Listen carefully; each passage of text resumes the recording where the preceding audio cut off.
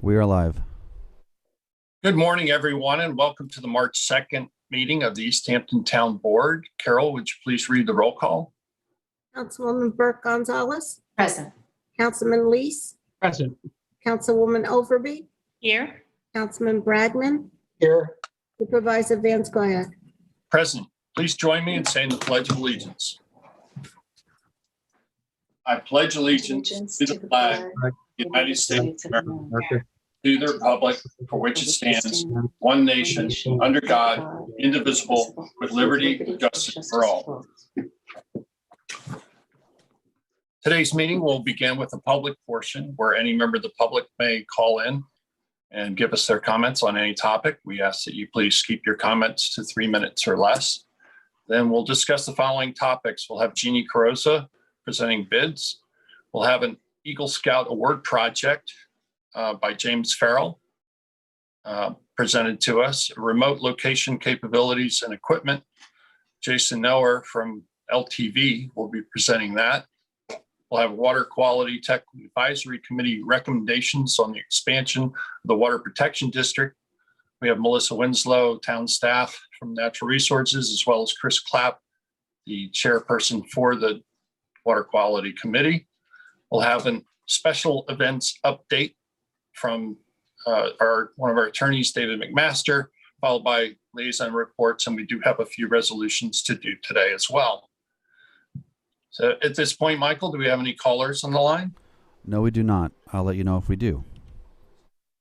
Okay. Well, if people call in during the meeting, we'll try to fit them in wherever we can.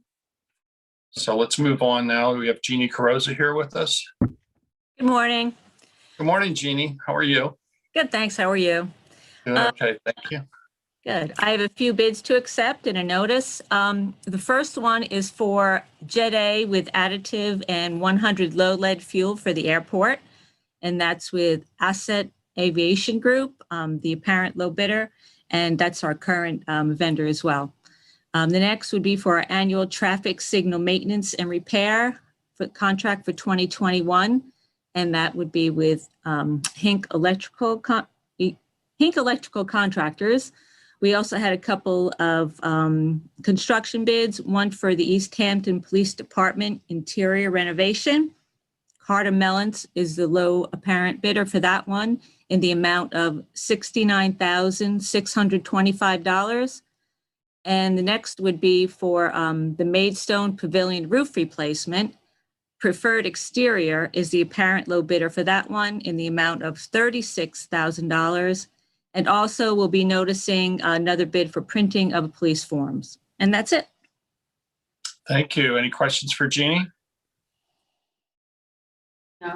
No. Okay. Okay, Thank you. very much, Jeannie. Appreciate it. And today we're pleased to have with us James Farrell, who is going to present a proposed Eagle Scout Award project. This is for a trailhead kiosk in Northwest Woods. Yes, sir. So good morning, James, and welcome. It's a pleasure to have you here. Pleasure to be here. So James is going to share his presentation.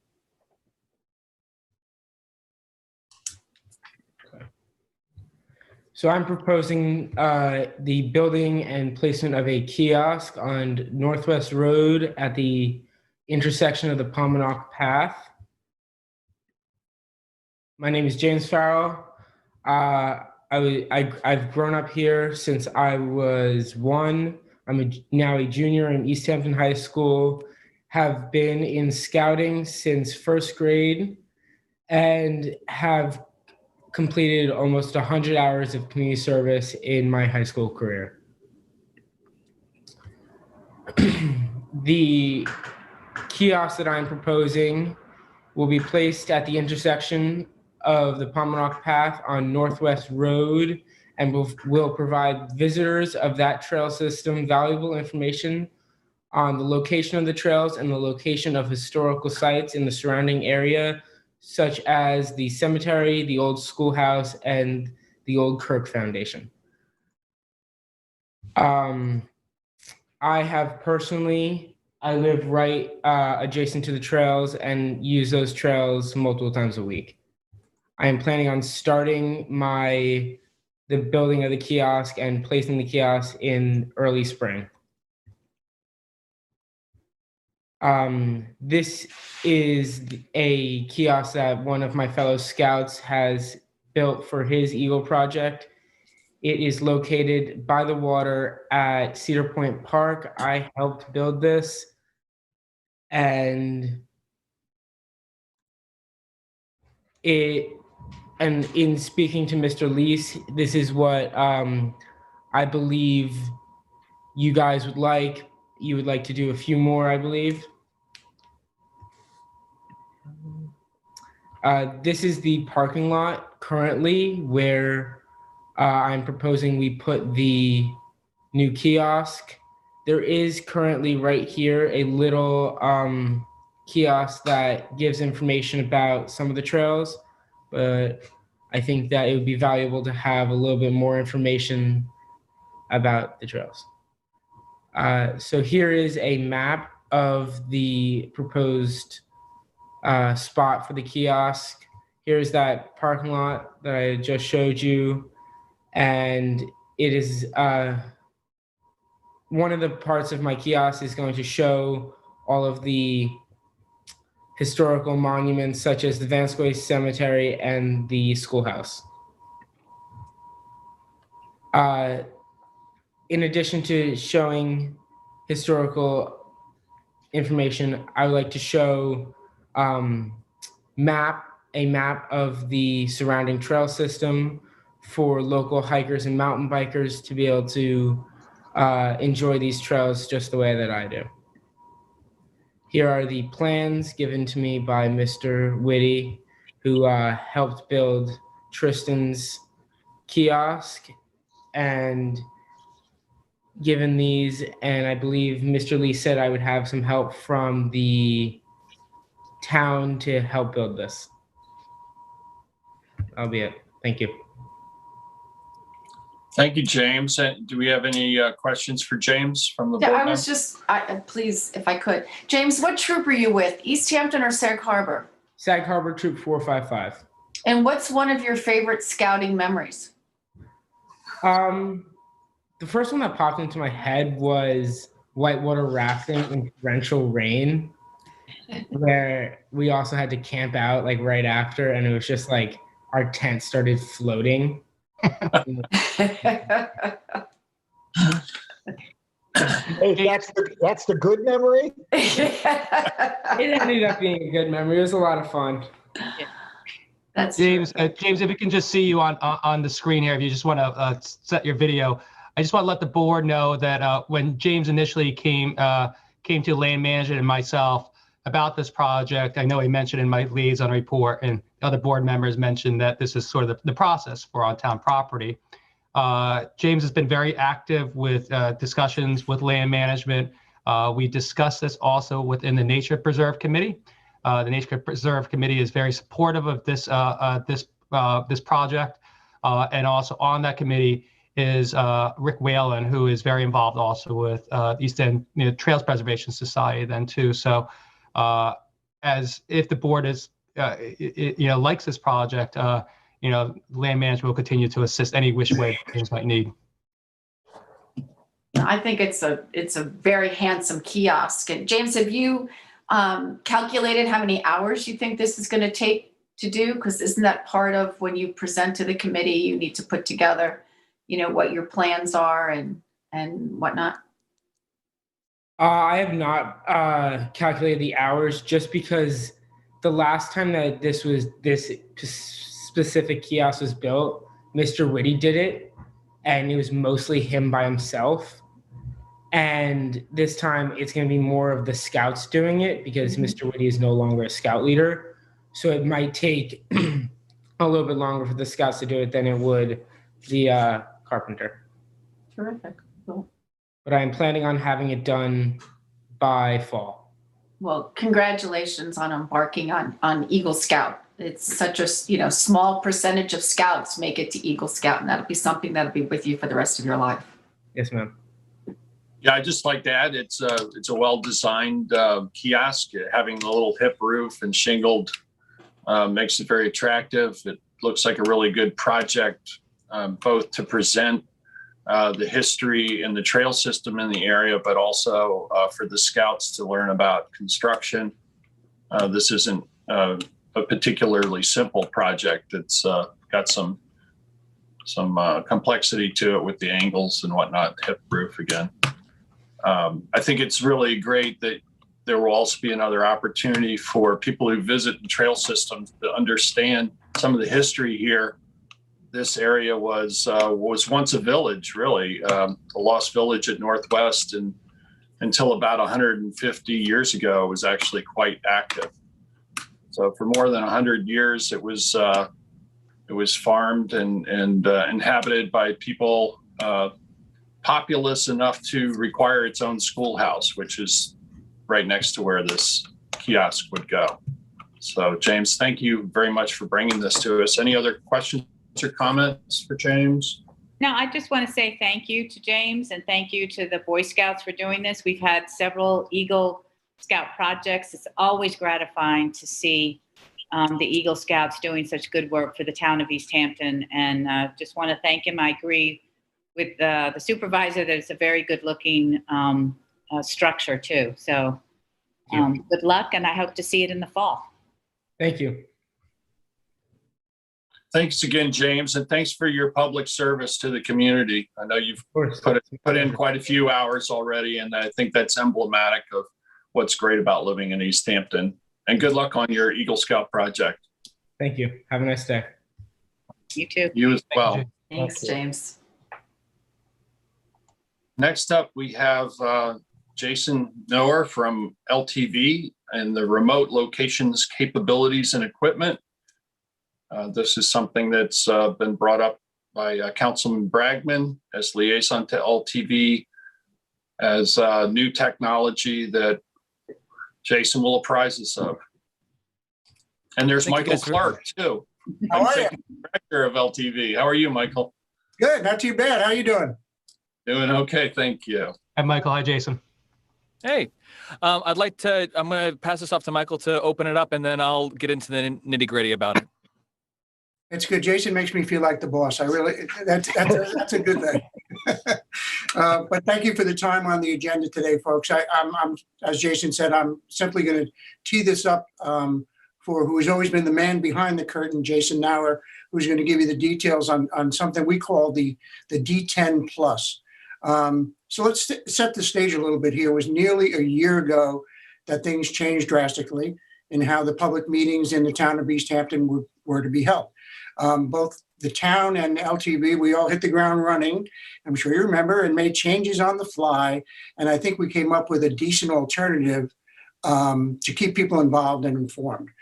Really important. And we now not only transmit to Channel 22 for these meetings, but also to our website and YouTube, and it's all done live.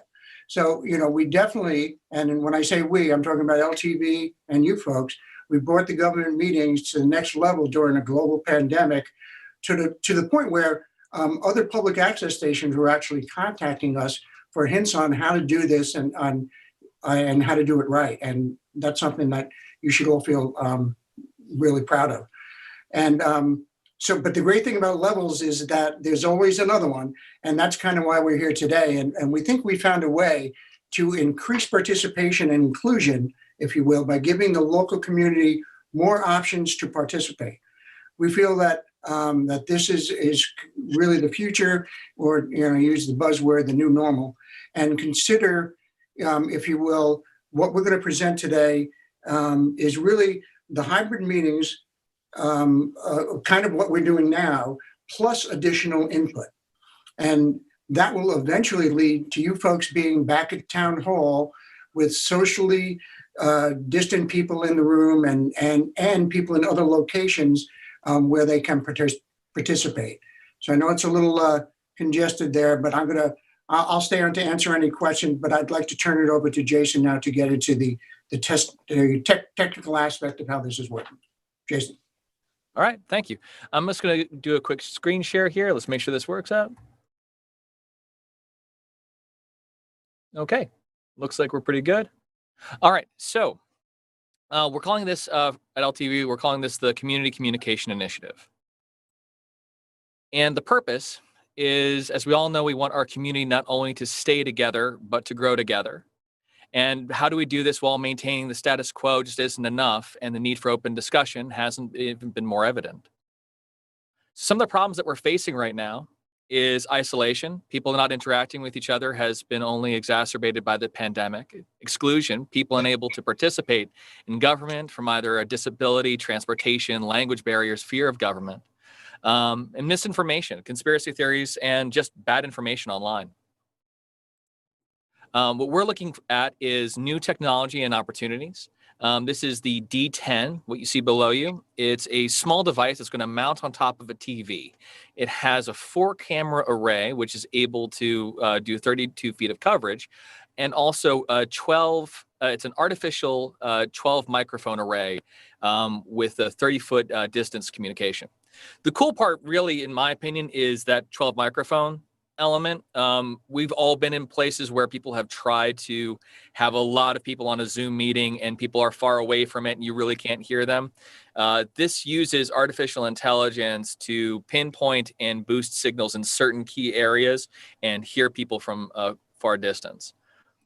And so we're moving forward and growing together. What we are proposing is setting up communication hubs in multiple points of the town so that we can increase the transparency and participation to our citizens. And as we reopen and groups are limited to size, we can better serve the community while still providing a safe space.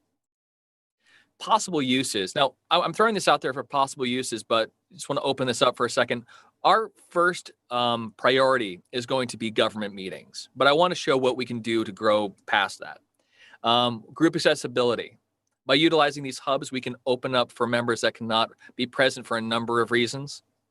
Teaching classes, user-friendly experience and atmosphere, for Zoom class instructors, consulting experts, bringing people in from all over the world for a back and forth with the public, and finally a public live stream, which is probably our end goal, where we can have members of the public, basically piped in similar to how we do this, and then broadcast that out.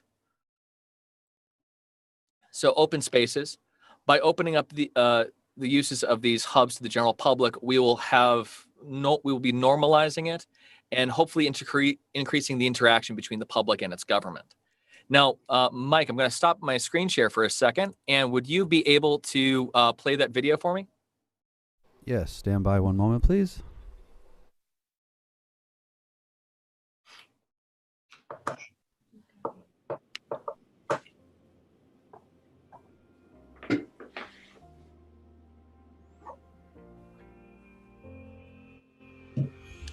Our Western Hub will be located here at LTV Studios. Our presence as a media center of the South Fork is also reinforced by our history as a public access station, our government broadcasts, and our proximity to emergency services. As well as serving Waynescott, we are also close to Sag Harbor and the Northwest Woods. Windmill Village will serve as an excellent and central location. It benefits not only from a diverse community, but its closeness to the Senior Center, Human Services, Family Service League, and other town buildings. Now we are going to our Eastern Hub. The Montauk Firehouse has not only served as a backbone for the community, but also as a meeting place for the town board and a hub for first responders.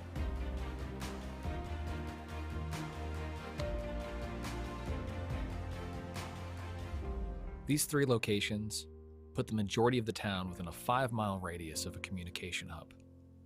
And we are also incorporating a 4th mobile unit that can be set up almost anywhere in a matter of minutes.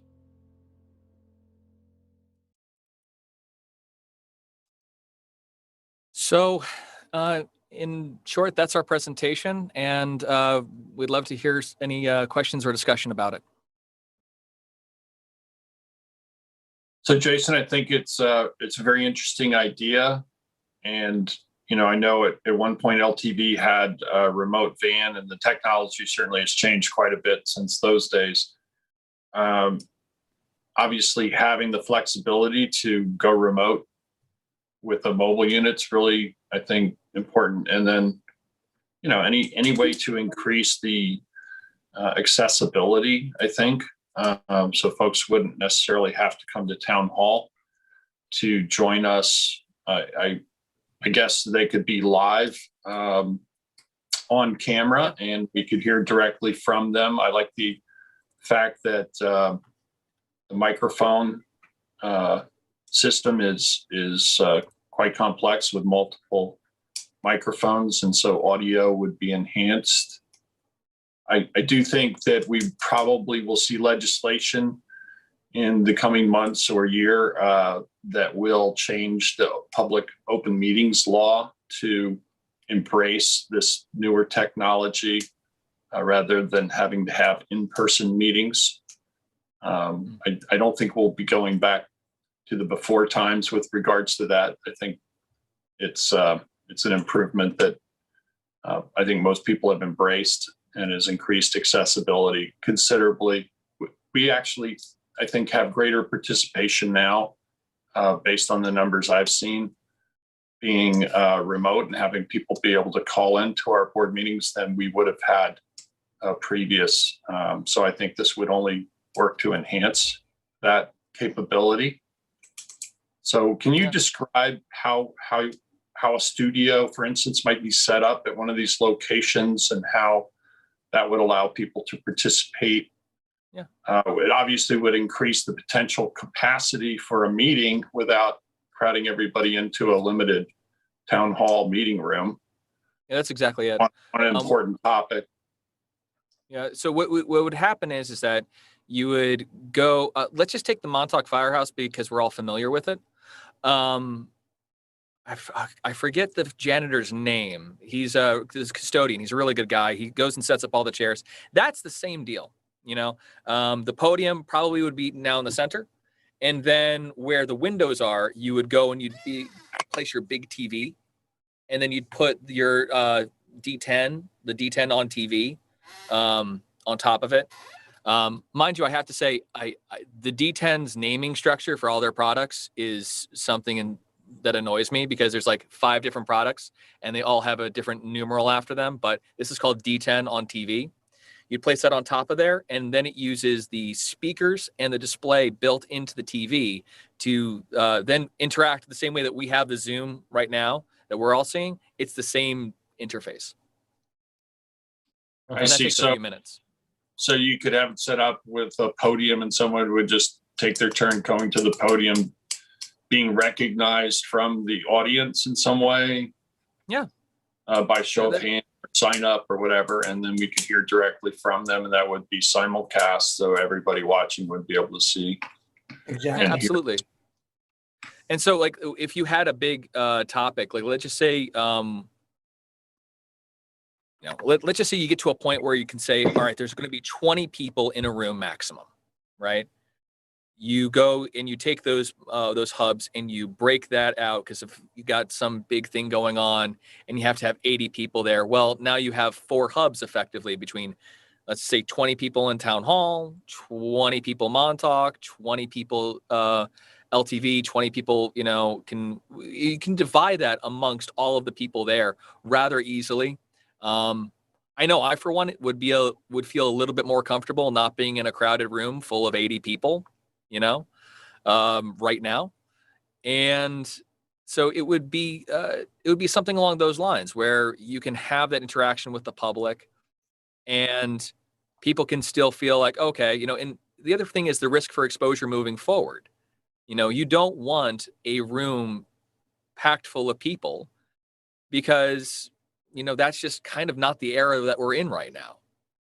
That's my take on it anyway. So Jason, with the other people that are participating, wanting to participate, are they on the TV screen? So we see them on the TV screen? You would see them the same way that you're seeing me right now, the same way it's piped right in. So it would be, it takes it just like a regular Zoom feed, but the hardware is beefed up. I guess to Sylvia's point, would there be like an audience view or just podium view of those audience attending? view or a podium view. We'd have Because to. I mean, one of the things about having a public meeting is that you can see the entire audience in the room, and Yes. you know, then you can call upon those individuals either by show of hands or sign up list. For this one in particular, that would be a I believe it's going to be just an audience view. There is an option within the D10 to do what's called automatic cropping. So it can crop in on a person that's talking just on them. It's because it has a large camera array. And I also think it also has these other additional cameras on the side. So if somebody's off camera, it can like it can cut to a different angle of them. So it's a bit of both. You know, you can get your audience view and you can get your podium view. And it can get the speaker at the podium's best side too, right? Hopefully, you hope.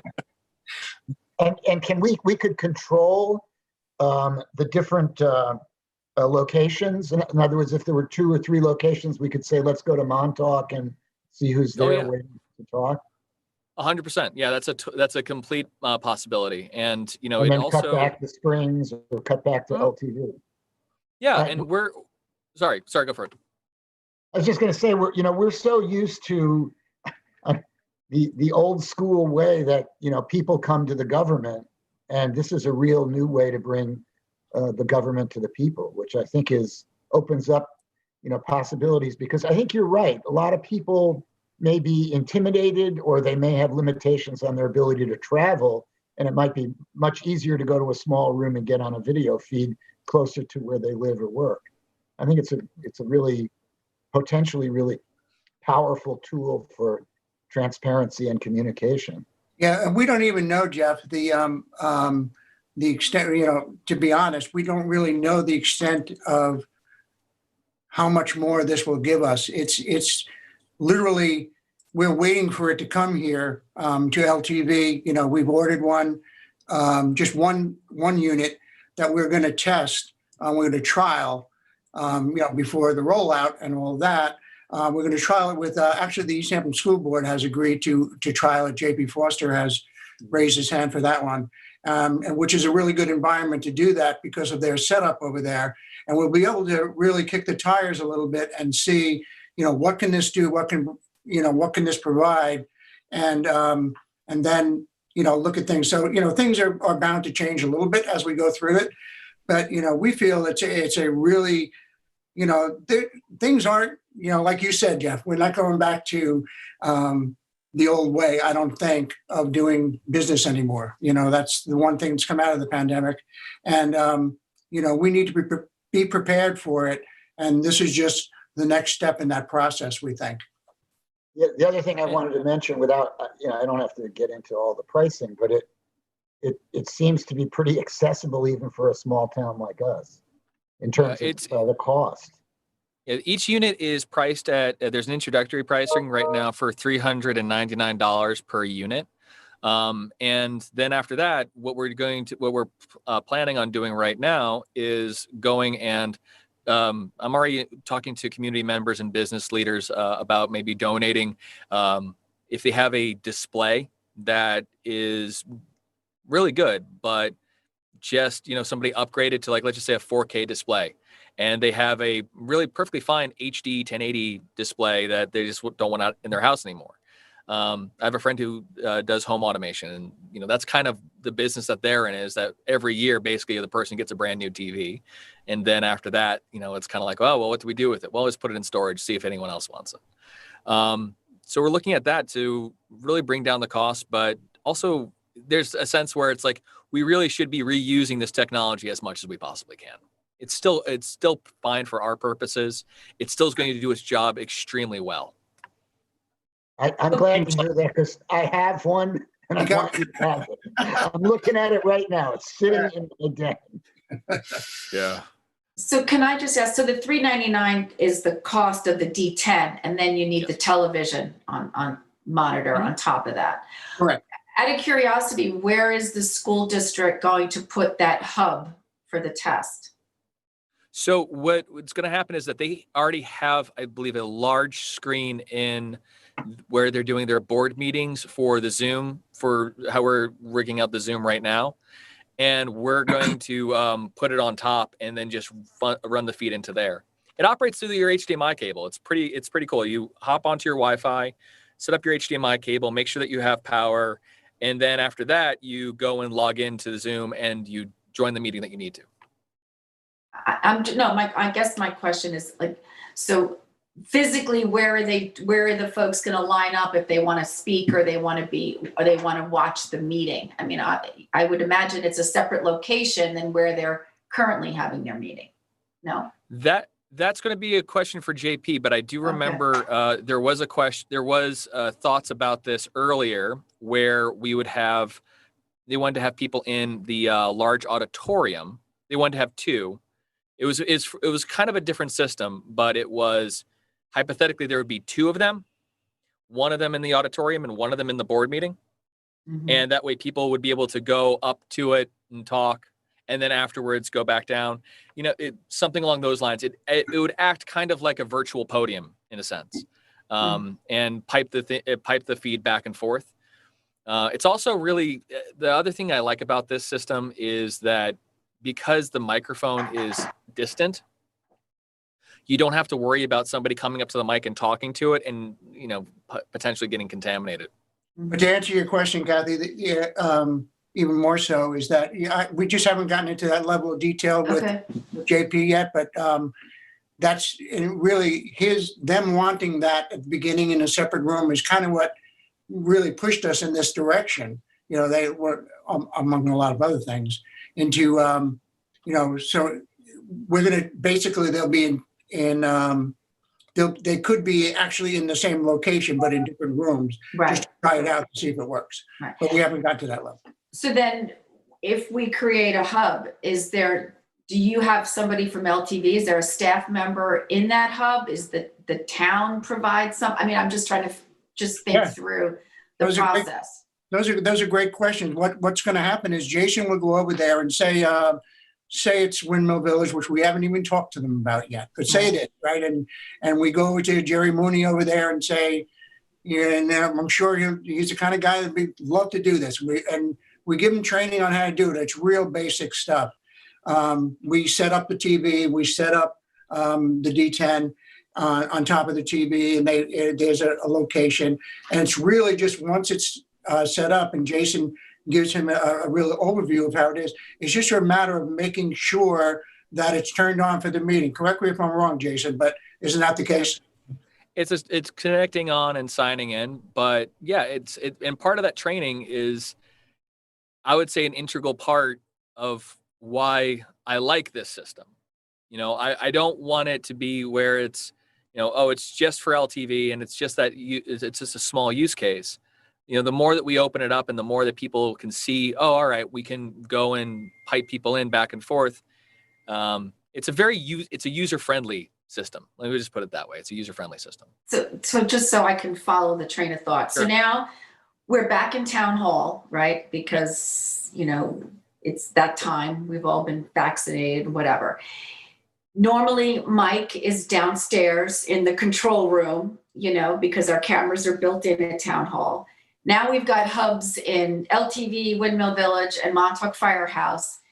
Is Mike, who's in the control room, is he the one that's cutting away to the different? I mean, how does it view then on for those folks tuning into channel 22? So what's going to happen is that I've already been talking to Heath and IT about this for upgrading that room. And there's another D10 that I'm working on with him where it would be integrated with multiple cameras and then also pipe in the audio from the dais into there. So Mike would still be at LTV, but using what's called far end control from Zoom to control the cameras remotely. It would look the same. It would look very similar to, it would look very similar to how, it's a weird hybrid between how things were and how things are. I guess it's going to be, you know, the same way we have two screens up here right now. You're going to have your speaker view. You're going to have your main points that you're looking at, and then you would have a gallery view. And then when you would want to cut to Montauk, Mike would pin the second screen of Montauk. You'd say, well, pin this. And then the person at Montauk would be able to go up to the podium and to talk and say their piece. And then you would be able to respond back and forth. And we could still probably keep not even probably, we would still keep the public call-in line active. So that would still be a possibility too. You know, there's a lot of people who are immune compromised, who have transportation problems, who just can't be in a space. Go ahead. I'm sorry. Yeah, Jason, I was wondering, does that mean that the dais will now have monitors for the video portion so that we can see people in those various remote locations? 100%. Yeah, there's another D10 that we're looking at right now where it's an all-in-one. It has the big monitor, it's a Windows device, and it has everything built into it. And then we'd be able to connect and to pipe every element of the sound into there back and forth, and also attach cameras too. Yeah, it also has a smart board. Sorry. So I think this has a lot of possibilities well beyond just government meetings. Sure. The biggest advantage, I guess, for government meetings is for those who want to be seen on camera as they, interact with the town board, and so that we could actually see those people. Right. One of the great things, honestly, that's come out of this, if there are great things, is that, we have increased the reach and accessibility by virtue of the changes that LTV's helped us make in presenting our meetings. And having the call-in line means that, people don't have to go out at all. They don't have to change their schedule. They could call in from work. They could call in from anywhere they happen to be. It's much more convenient and more accessible than ever before. I could definitely see where having remote locations with members of the public gathering, could be very beneficial well beyond just the government meetings, whether it be for educational purposes, doing seminars, virtually, reaching into like the senior center or other, community locations could be really great. Yeah, that's a big one. Can I ask another question? I'm sorry. Shoot.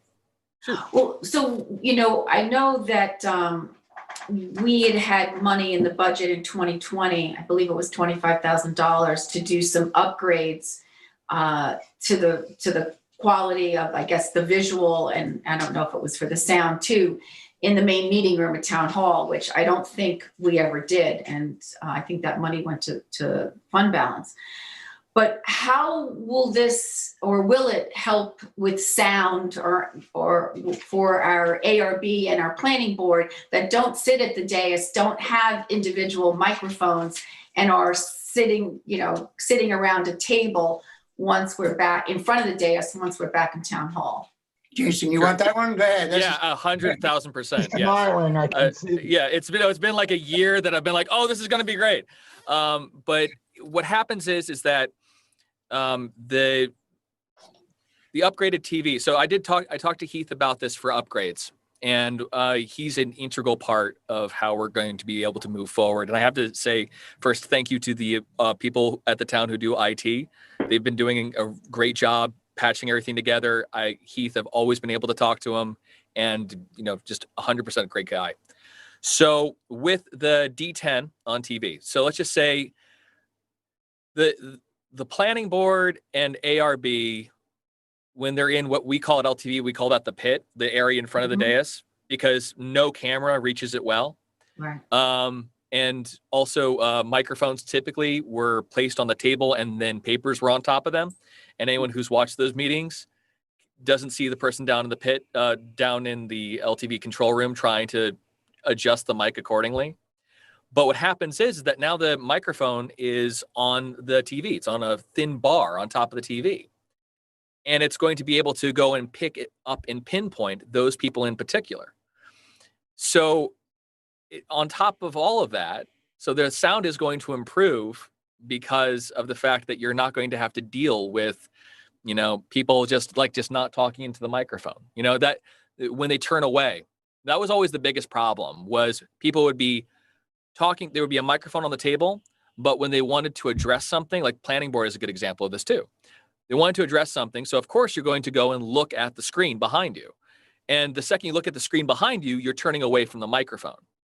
Well, right now, the microphone would be integrated into the screen, and it's made for this purpose, where people are going and talking about X, Y, and Z on the screen. Also, the D10 that we're looking at has a integrated smartboard, whiteboard element to it. So let's just say when you brought plans over for something on the X, Y, and Z lot line, and everyone's wondering, well, is it on this fence or that fence? You can go and draw, or the representative can go and draw exactly where it is, and everyone at LTV, everyone at home, everyone in the office, not in the office, but in the town hall, can see this. So the beauty of it is that it improves all of our abilities. It just scales them up. You know, that's what I'm looking forward to. And if anyone wants, I can also send a video over of people testing out the D10 and its product information. So my only question is, I mean, I remember about a year ago, Jason, you know, we sat on this conversation trying to set up even the Zoom that we are currently on right now, and there was another platform before that. So Michael and Jason, over the last year, you know, I know Jeff said about bringing government, you know, to the people. You guys and your staff is the one that did that for us. So I'm speaking to myself, the board will say the same. God bless and thank you for all that. With this new technology you mentioned it was an HDMI cable. So let's say if we were bringing this to other locations in which CACs were at and there's already a TV set up, is it a plug and play pretty much with HDMI cable? So if we were using it with a user group that's not if you hear my daughter in the background, I apologize. If you hear my daughter, if they plug it in, it will immediately turn on, and it is very simple to use for the user. That's what I'm trying to say. Yeah, Okay. That's why we're going to have a fourth mobile unit, something where we can lend it out to, for instance, the CACs. We can lend it out to other nonprofits who work and integrate with the town. Examples would be like OLA or Project Most, if they want to do something where they incorporate members of their board. And, you know, if any of the members have a liaison report and they want to go and bring somebody in rather easily, this could help out with that too. And it is very plug and play. I expect to make a few video tutorials of how we're going to do it and make it just so that way you send it to everybody just like a cheat sheet. You know, in case of X, Y, and Z, this happens. Here's how we're going to move forward. Thank you. Any other questions? I guess Okay. my question would be, could we get a demonstration at some point in time on how this works? It's a little bit hard for me to get my head wrapped around it totally. Join the club. Okay, so Michael, you and me, come on.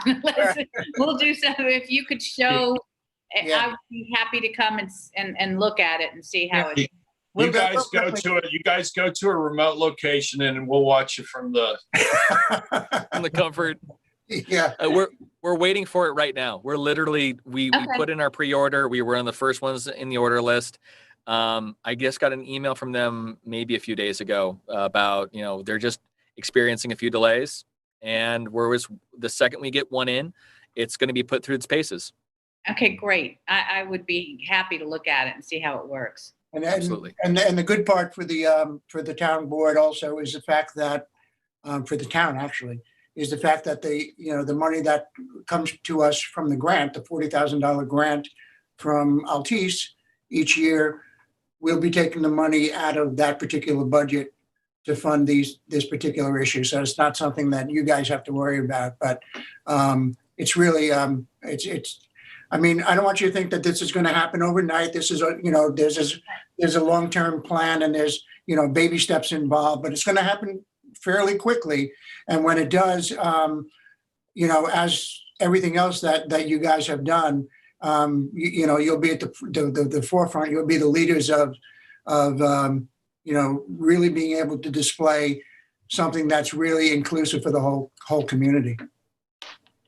Can I ask, so the work that we were originally going to do in 2020 that we had budgeted $25,000 for that didn't take place at Town Hall, does this mean that work doesn't need to be done? No, I believe that it would mean, and again, I don't want to, I will not speak to things outside of my my pay grade, but I would say that it would be probably I would say looking at it and assessing what direction, pivoting maybe towards a different direction with that budgeted cash would probably be the best option.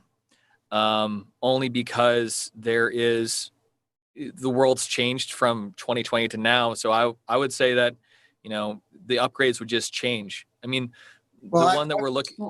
Jason, let me just jump in there for a second. Yeah.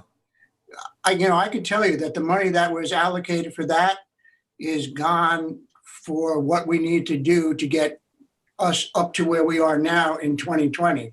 The system is completely new. The network is completely new to be able to transmit and to, to be at the level that we are now.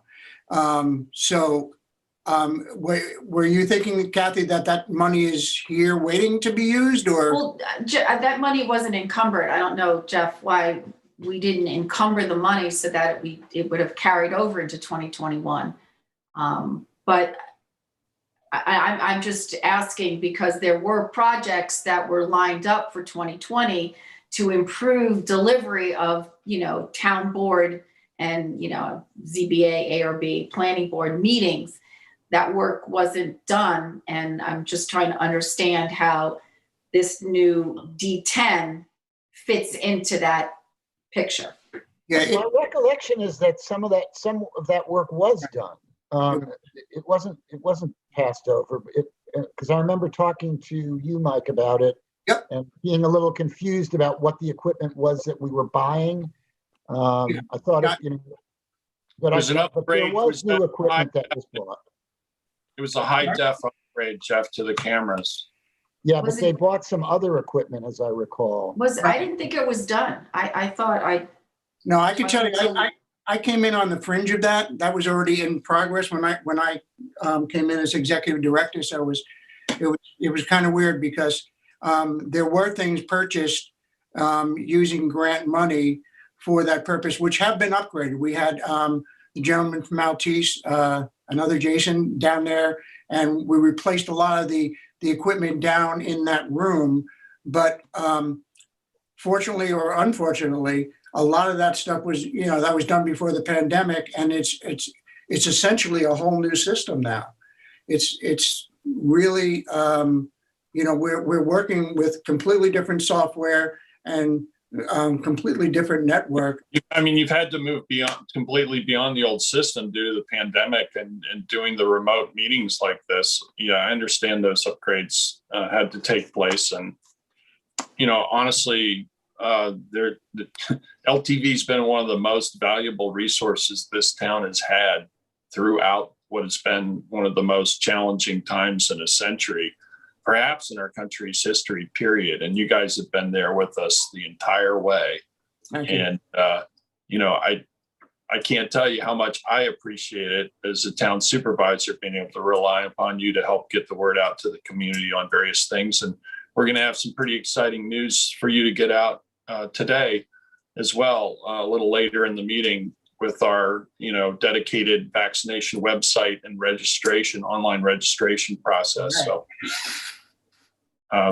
again, can't thank you guys enough. Is there anything else for Michael or Jason before we move on? No, thank you very much, gentlemen. Thanks much. Thank you. Thank you all. Appreciate the opportunity. Have a good day. Have a great day. Stay safe. So next up, we have a water quality technical advisory recommendations for expansion of the water protection district. And throughout the town, there are a number of water protection districts. They, for the most part, align with the previous harbor protection overlay districts. And so we're going to have a discussion with town staff. We have Melissa Winslow from our Natural Resources Department. Good morning, Melissa. And we have Christopher Clapp, who's the chairman of our Water Quality Technical Advisory Committee, to present the recommendations on the expansion of the Water Protection District. Morning. Thank you for having us. just have a quick presentation. I'll just share my screen.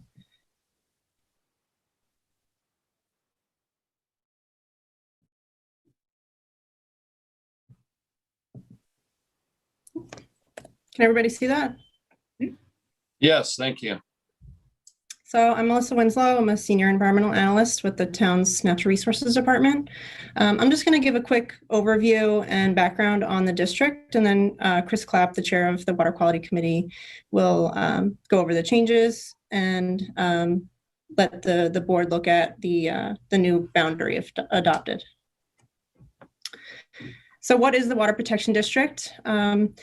It really identifies the areas in the town of East Hampton that have the greatest potential to impact our priority water bodies. So our precious lakes, harbors, creeks, and ponds. It's really based on location, specifically the shortest groundwater travel time. So the time that it takes for water to infiltrate from the surface or from a source down to the groundwater table and then flow to surface waters. This also includes the highest density areas of residential and commercial land uses. These areas have the greatest impacts to groundwater nitrogen concentrations, and also the least residence time for natural treatment processes to take place. It's the greatest short-term impacts to water bodies where advanced treatment will see immediate results in improved water quality. So it's really primarily used for the septic incentive program that the town has been running to prioritize and incentivize the installation and upgrade of conventional cesspools to innovative alternative septic systems, which greatly reduce nitrogen and wastewater and ultimately reduces the amount of nitrogen that gets into our groundwater. It was originally defined in 2017 when the septic rebate program was established and was based on the Harbor Protection Overlay District, which was roughly the 0 to 2 year groundwater travel time, and then also included priority areas that were called out in the Town of East Hampton Comprehensive Wastewater Management Plan. These areas included South 3 Mile Harbor Watershed, or head of the harbor area, downtown Montauk, Ditch Plains, the Westlake Dock area, the Village of East Hampton Business District, and then also high density neighborhoods and springs, which have small lot sizes and higher density of septic systems. So I believe Chris is on and he's going to get into the proposed modifications. So there's seemingly minor modifications, yet pretty important modifications to what we believe should be the priority, the protection districts moving forward. And so what has changed in the last year that has encouraged us to make these modifications was the Suffolk County released their sub-watershed wastewater plan last July. And the environmental impact statement for that was unanimously adopted by the county legislature. So we now have a new set of modeling data, and that based on real data and really accurate modeling that's been very well peer reviewed and vetted. So the original, so we're proposing harmonizing the town's maps with the county's maps so that people aren't looking at two different things. Or if you go for the grant program through the county, you're being told you're in a priority area, and then the priority area is harmonized pretty well, or fully harmonized. So then we also wanted to expand the area by which we are capturing people in those priorities to give them access to the full $20,000 rebate from the town, from the 0 to 2 year groundwater travel times up to the 10-year groundwater travel time. This enables more people to participate in the program that may have otherwise been disincentivized in the future to proactively upgrade. And then we also will be expanding the protection district to include the Clearwater Beach area, some of which discharges to the direct open water of Gardiner's Bay. But it was such a small area, it made no sense to carve out a small portion, sub portion of a neighborhood, and then have people arguing over which side of the line they are on so they could get their full funding. Okay, next slide. Again, the justification is we're going to be able to encompass more residents in the program. 10-year travel time sounds like a lot more than 2 years, but this program's been up and running now for about 5 years, 3 years, 5 years. And, we're beyond the pilot introductory phase, and, kinks are being worked out, and we believe we can encompass more residents in the program moving forward. And again, as I mentioned, expansion into the higher density areas of the Clearwater Beach, Hog Creek, a lot of which is based upon data from previous studies that this committee has funded, pointing to high nitrate levels in the groundwater. So, 10 years, the water will travel through fairly quickly. And, the reality is that all of our land is a watershed in one form or another. And, why exclude people when we can include more people? Okay, and the maps. So in blue, you will see the original water protection district boundaries. And then in black are the proposed revision to those boundaries. And you could so if you want to take a look at the Hog Creek kind of exclusion area, there was this line that went across straight that connected 3 Mile Harbor to Accabonac. And then there was another small line around Hog Creek. And then when we expanded that out into the 10-year travel time, which is the orange, it left kind of like a triangular wedge in the middle. And it just made no sense to have that area when you could basically say everyone from, north of here is within the district. So you can see it's considerably much more area, giving access to many more residents to the program. And a cleaned up, we could leave this here for a second, but the cleaned up version will now look like this.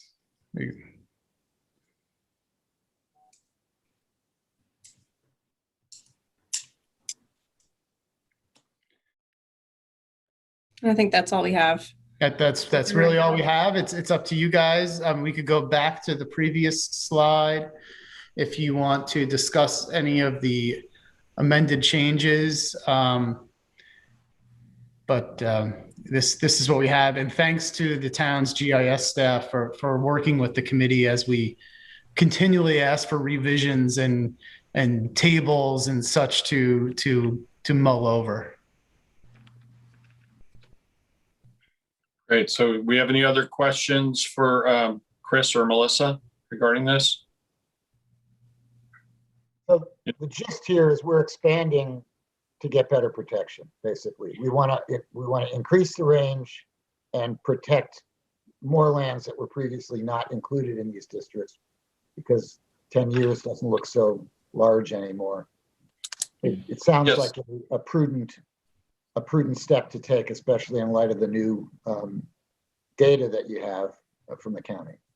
Yeah, again, this is driven by that new data for the actual studies that have been completed now. And I think for the reasons expressed, having our district boundaries and qualifications align with the counties is important, first of all. And second of all, having this better view of the contributing areas so that we can direct our efforts towards those high priority locations is appropriate, certainly. Any other questions or comments from board members? No, simply is that I know the Water Quality Technical Advisory Committee is taking a long look at this right now to get to the town board, and this is data driven. New data has come up with global warming and all the factors that has been described, and it's just not something that has been put out there, on the wall. This has been looked at and debated within that committee, and that's why we have that committee to advise the board. And I would take the advice of that committee right now on this specific, request.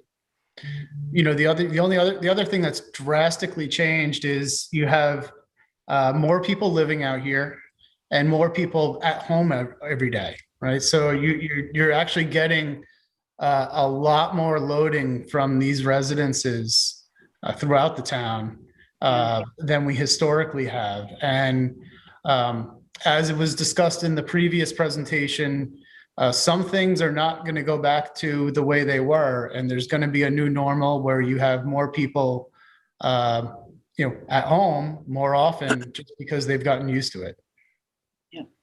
Hey, Chris, you're absolutely right, and I think it's made us aware of the fact that we also need to do enhanced outreach. Since we have many more new property owners out here, they're not familiar.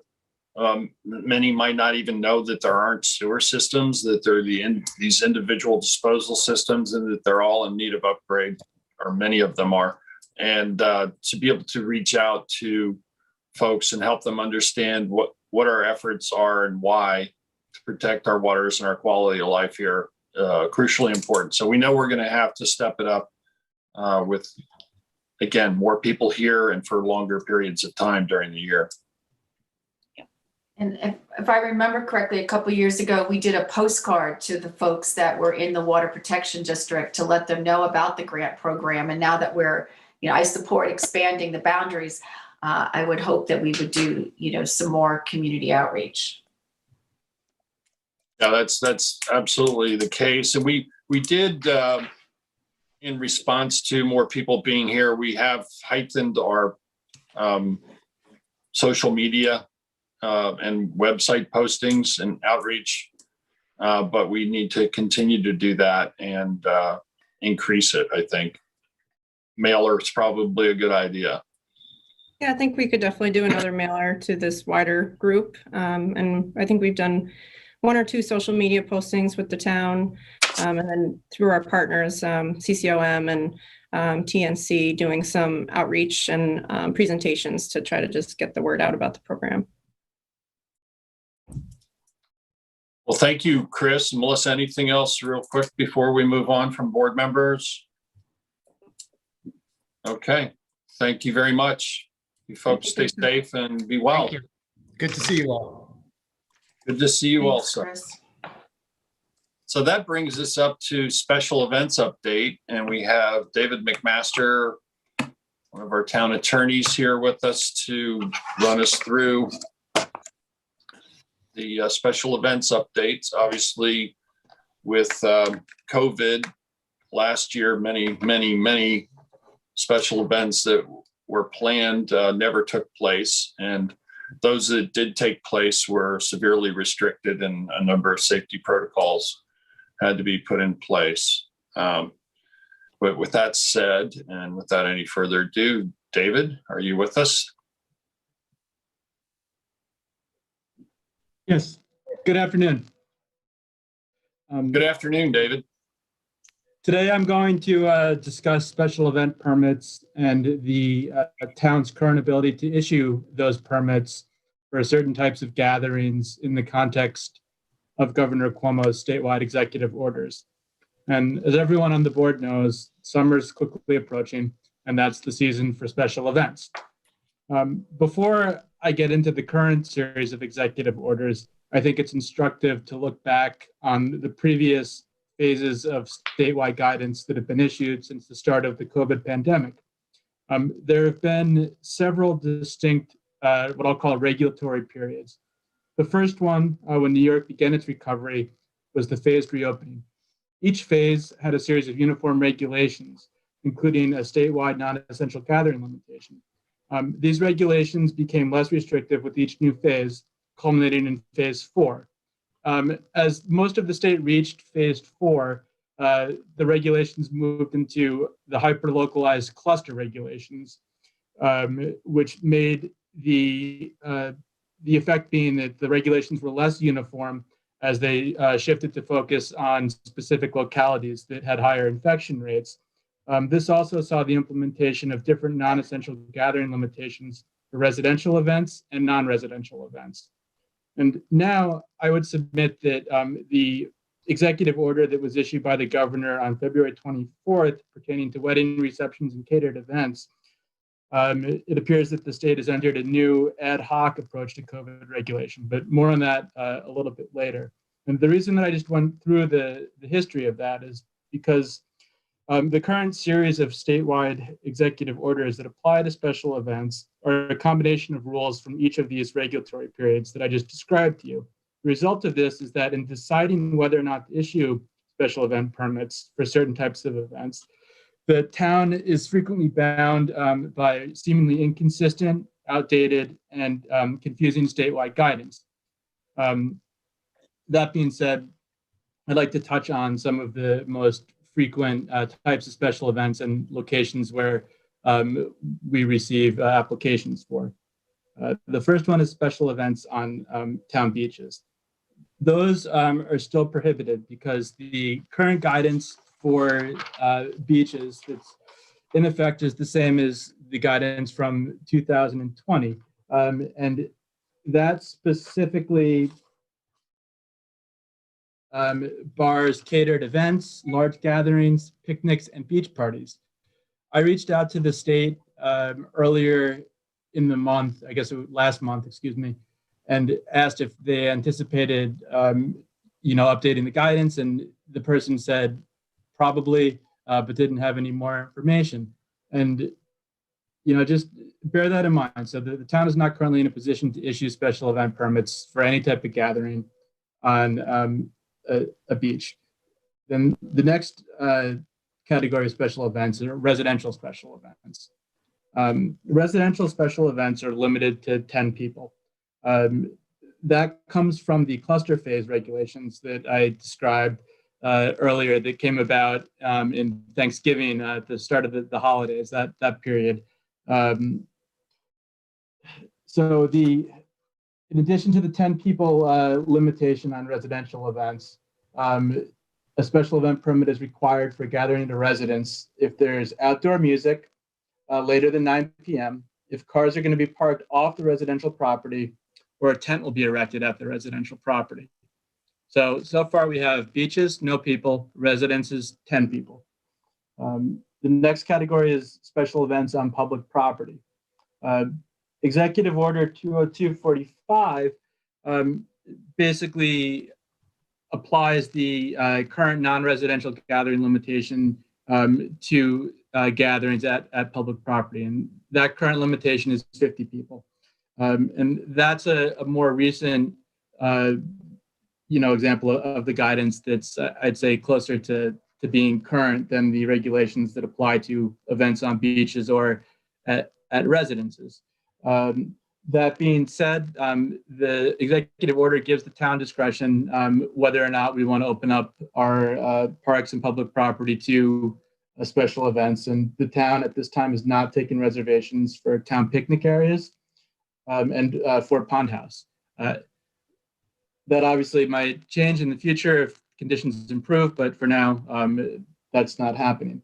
And the final area and the most significant change are wedding receptions and catered events.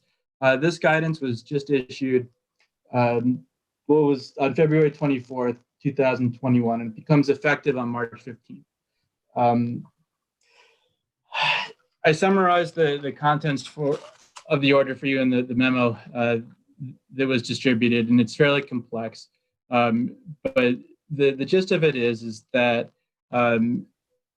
starting on March 15th, the state will allow commercial venues to have wedding receptions and catered events up to 150 people or 50% capacity. provided that certain additional requirements are followed. And those additional requirements relate to occupancy, a specific notice to the local health department in advance of the event, contact tracing information, and the mandatory pre-event COVID testing of all attendees. One of several concerns that I have in reviewing the text of the order is that responsibility is left largely to the health department and isn't really in the town's purview, but we'll get to that. So with regard to occupancy, as I said, it's 150 people or 50% capacity, whichever is less. Now, in the context of the town's applications that we receive, most of our commercial special events that would be this number are at hotels, and they would, or commercial properties that would want to have a tent, and that's how we get jurisdiction over those types of events usually, is because they want to set up a tent. The issue that we have is, how big does the tent have to be? Is it a 300-person tent for 150 people, or just the 150 person tent? That's hasn't been specified in the order. I reached out to the governor's office and asked that question, a number of other questions, and we haven't heard back yet. But I will update the board when we get that new information. With regard to David, just before you move on, hasn't that been delegated to the health department of the county to make that determination? In terms of like the occupancy or how any of the other protocols that'll be necessary to follow? So for the tent, they have to have occupancy for 300 people to have 150 people, right? So it's 50% occupancy or 150 people. To allow 150 people, you have to have a space for 300. And if they want to have a tent outside, they need to apply for the tent permit. And our question is the town, and helping them, comply with the regulations that have been prescribed by the state for occupancy, is, do we need to require them to have this 300 person tent for 150 people? Or can we allow them to have the smaller tent? Because we don't want to set people up to fail. We recognize that this is important industry for the town, and we'd like to be able to, do this successfully. But yes, most of the social distancing and the other stuff that's related to the actual running of the event, that's all been delegated to the health department. Well, can I just chime in here? So what happened was Governor Cuomo made an announcement in a press conference at the end of January about opening up for weddings March 15th. And then, so the press covered it. Then a couple weeks ago, he put out a press release, and then they put out guidance. And there was a disconnect between what was originally said and then what the guidance says, because originally it seemed to be more involvement by the local health department. It almost sounded like the test results had to go to the health department. But the written guidance, David, correct me if I'm wrong, says that the responsible party, which we have a question of who the responsible party is, needs to just notify 5 days prior that an event is taking place. So, and with regard to the specific results, what happens is that the people who are attending the event are required to come to the event with proof of their negative test result and submit that to the responsible party at the event, and then enter their name and some contact information on a sign-in sheet that the same responsible party is required to maintain for 28 days after the event in case they need to do contact tracing. The concern that I have with this is our special event permits, require the applicant to comply with all state and federal laws. And so we're also in a position where we require people with 150 person events to apply 30 days out in advance. So we're really, if we approve the event 30 days ahead of time, we're going to really have no way of knowing if they've complied with the state regulations in this executive order, that are 72 hours before the event or at the same day of the event. And that's kind of unfortunate, because it's a sensitive thing that they're doing, asking us to have events that are triple the normal non-essential gathering limitation. I The don't know other that- thing is that the guidance, it reads that it's for these non-residential properties, that it sounds like it's for big catering halls.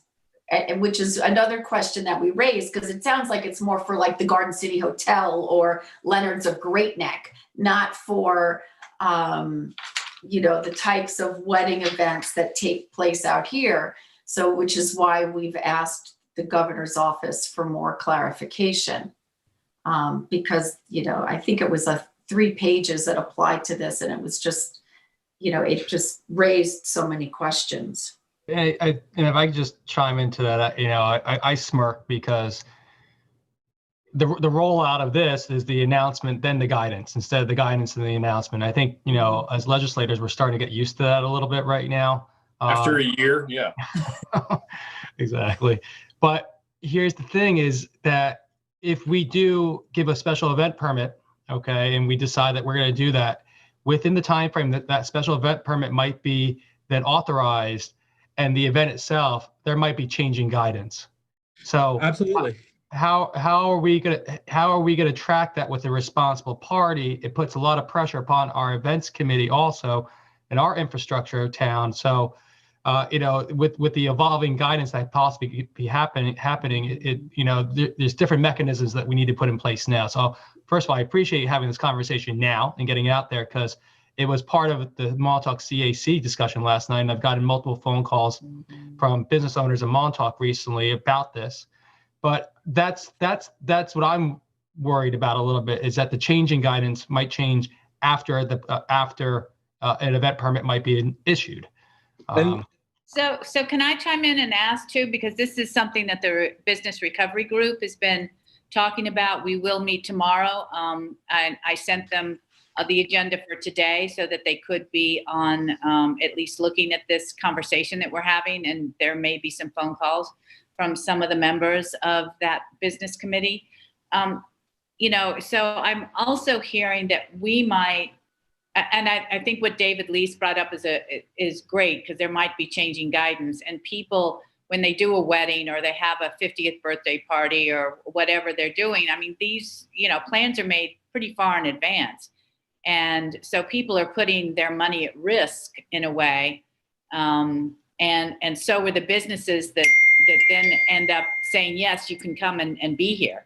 So, do we need a second bite at the apple on our applications to say, 30 days out, you have to let us know. And then 15 days out, you have to update it. And 5 days out, you have to update again. I know it's a pain, but, is there something so that they have time to, people that are, moving with these applications, moving forward with these applications, they have time to adjust. So I don't know. It's just a thought. If there's some way to make it work and make it happen, I think we need to consider that. Well, I think if you're going to review, 30 days out, and you're checking to see that whoever's holding the event is compliant with the town regulations, that we also need to put them on notice that the permit issued by us is contingent upon. That's what I mean. Yeah. Complying with, whatever changes are, whatever state or federal guidelines are at the time, and any that may change between the issuance of permit, they're responsible for staying in compliance. I mean, I think at a bare minimum, that would be a disclaimer that would have to be, agreed to. Yeah, so we need to add that. If we do something like that, we need to add it to our application for a, special event permit. And just the discussion about compliance on these permits going forward, is this another avenue that our code enforcement would have to look into or be part of for for these seasons upcoming then too? I'm not saying it's going to be that's just something on the back of my brain about how we're going to make sure that they comply once the event is actually happening. Is the responsible person there, or does the town have to also make sure there's compliance or on spot checking? Well, we've always done that. We've always, had the ability to check, or, and many times large events do get checked for compliance. And the same was the case with outdoor dining when, that began. And, we had code enforcement and fire marshals, checking those locations to make sure people were in compliance. And I have to say that there was a real effort on behalf of the business owners to make sure they were in compliance. They want to keep people safe. I think that general philosophy and goal continues. At the same time, we need to verify. I don't know if we're completely sure. So if the town were to issue a special event permit for a 150-person wedding, I don't know, David, would it be the health department coming around and checking to make sure everybody at that wedding, the responsible party, had documentation that everybody had a negative COVID test and or had the vaccine, or the series of vaccines, and also can look at the list for contact tracing? Or is that incumbent upon the town? Would we need to send someone out to check every event that we gave an event permit for? My interpretation of the guidelines is that is most likely the responsibility of the health department, which is concerning. And what I think is a realistic way that we could try to do compliance with this is to coordinate with the Department of Health and determine whether the people that we approve event applications for, if they're providing the 5-day notice to the health department that's required. Because if they're not even doing that, 5 days is better than 72 hours.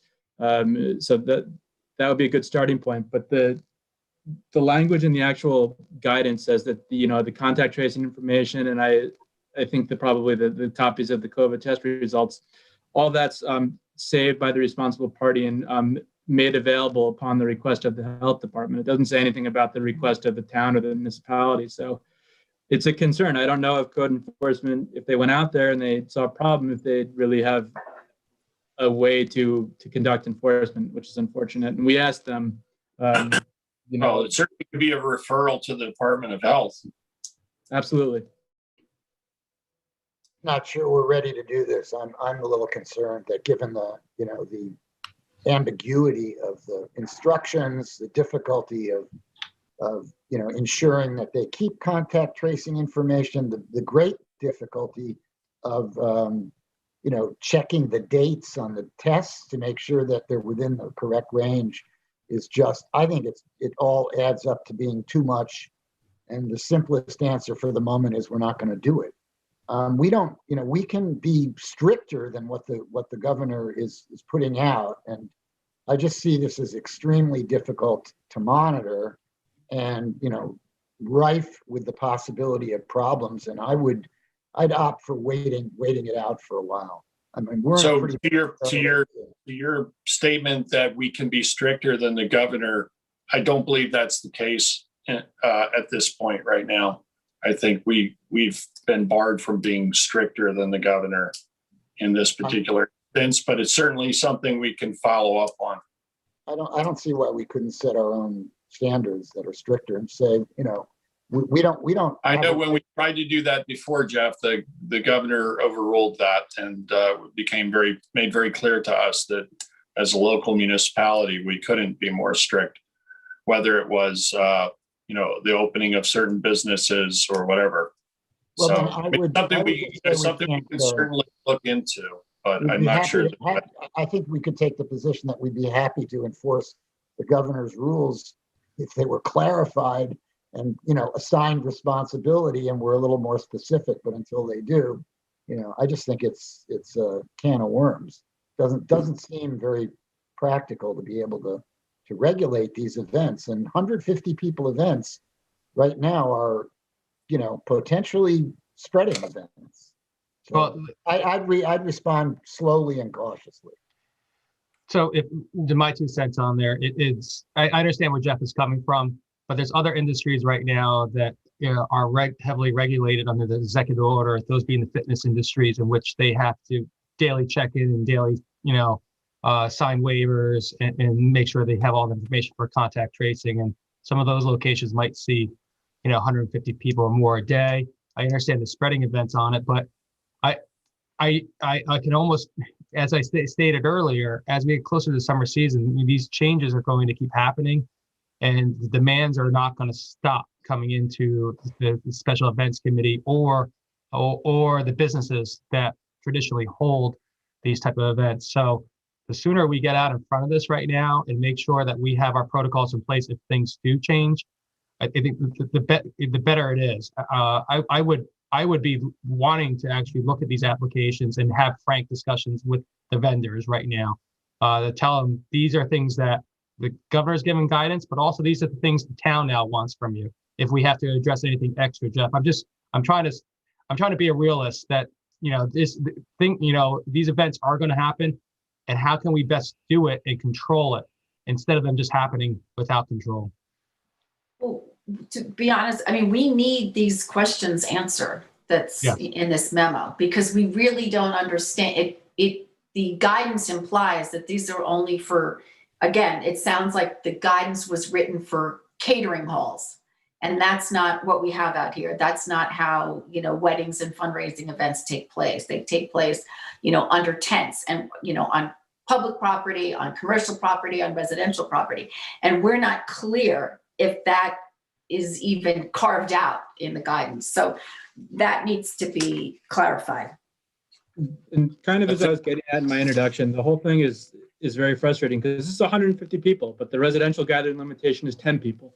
Like there's just a logical consistency to me of, these different rules for the different types of events is sorely lacking, but we have to deal with what we have. So, Yes. Well, it also, if you go onto the state's website, a lot of that data, or even in the guidance, reference guidance that came from mid to early 2020. And it seems like they're cutting and pasting a lot in these guidance so that they're continually sending out right now, or just not updating it, or updating it only as there is either lobbying or pressure that, for these requests that are coming in. Can I make a suggestion that we take those particular issues that we want greater clarity on, that we put together a letter from the town board and send it to our contacts, both in the governor's office and county executive's office, Department of Health, to try and get more clarity on this so that we can act. I think our window is rapidly closing. We need to give guidance to our local businesses, many of whom a certain, significant portion of their annual income comes from these types of events. So, I think we've been extremely cautious to date. We've had, as a result, really low infection rates compared to the rest of Long Island, New York metro area. We still continue to enjoy, I think, the third lowest rate of any town in that region, third only to Shelter Island and Southold, which now has eclipsed us with fewer infection by a very small number. So I think, we have, again, a lot of people who are relying upon this type of revenue, and we need to work with them and with the state to ensure that we can go forward and be able to hold events in a safe way. And at the same time, again, open up our economy a little bit. Can I just go? Yeah, absolutely. I mean, we had sent these questions to Teresa Santoro at the end of last week, and we haven't heard back, but we can certainly draft a letter to. Did you copy me on that, by the way? Did you copy me on your correspondence with the governor's office? I did not. I will do that going forward, and I'll forward that email to you. I think it would be helpful for me to be aware of that and be able to press those questions when I'm on the calls with those entities. Can you just circulate them to the board, David? Well, the questions are the questions. It was cut. It's page 3 of the memo that one you have. Those are the 4 questions that we asked. Okay, so we'll we'll take these. Are there any other clarifications? Yeah, questions? I just wanted to, an hour before we got into the meeting, I forwarded the memo to caterers that do events on the beaches. We have a list, and I know they were upset with me that I only gave them an hour's notice, and I apologize for that. But really, this is just a kind of, this memo served as a compilation of all the executive orders regarding special events and what's on our website. But the one thing that one of the things that I've gotten some pushback on is special events on beaches. And David, I know we talked about this last season. East Hampton Town, East Hampton Village, the way we read the interim guidance for lake and ocean beach activities is that there's basically a prohibition on beaches for large gatherings, picnics, and beach parties. Apparently, the town of Southampton doesn't interpret it as a prohibition and allowed events on their beach, catered events on their beaches last season. Did you speak to anyone? I can't remember if you spoke to anyone in their town attorney's office last season. Yes, I reached out to the town of Southampton and actually made them aware of the existence of this guidance. They had already implemented that policy and were not aware of the interim guidance for lakes, beaches, and oceans that is included in the memo. So they had a different policy that they had rolled out. And I think that they that it was inadvertent, and then it was one of those things where it's too late for them to backtrack. But I'm very confident that this is the correct policy. It says large gatherings, picnics, and beach parties are prohibited. And I checked with you go on the state's website, and the specific guidance section for ocean beaches, you can, there's a contact email. I emailed that person and asked if this was still the guidance that was in effect for the state. And he said yes, but there's a chance it could be updated in the coming months. But as of now, that's still in place. And, I don't know how you get around that language that's in it. And I just know that, our local caterers, they were devastated last season. There was, they couldn't, basically had to fold up shop. So, obviously we've been, and part of what the impetus of having this discussion today is that, as you all know, Gabriella handles the special event applications. They come into her, and we've just been getting, people are putting in applications, and she came back to work, after the weekend, and there were 11 calls about, special event applications. So, there's, obviously a lot of, lingering questions and people anxious, and businesses that want to get back on their feet.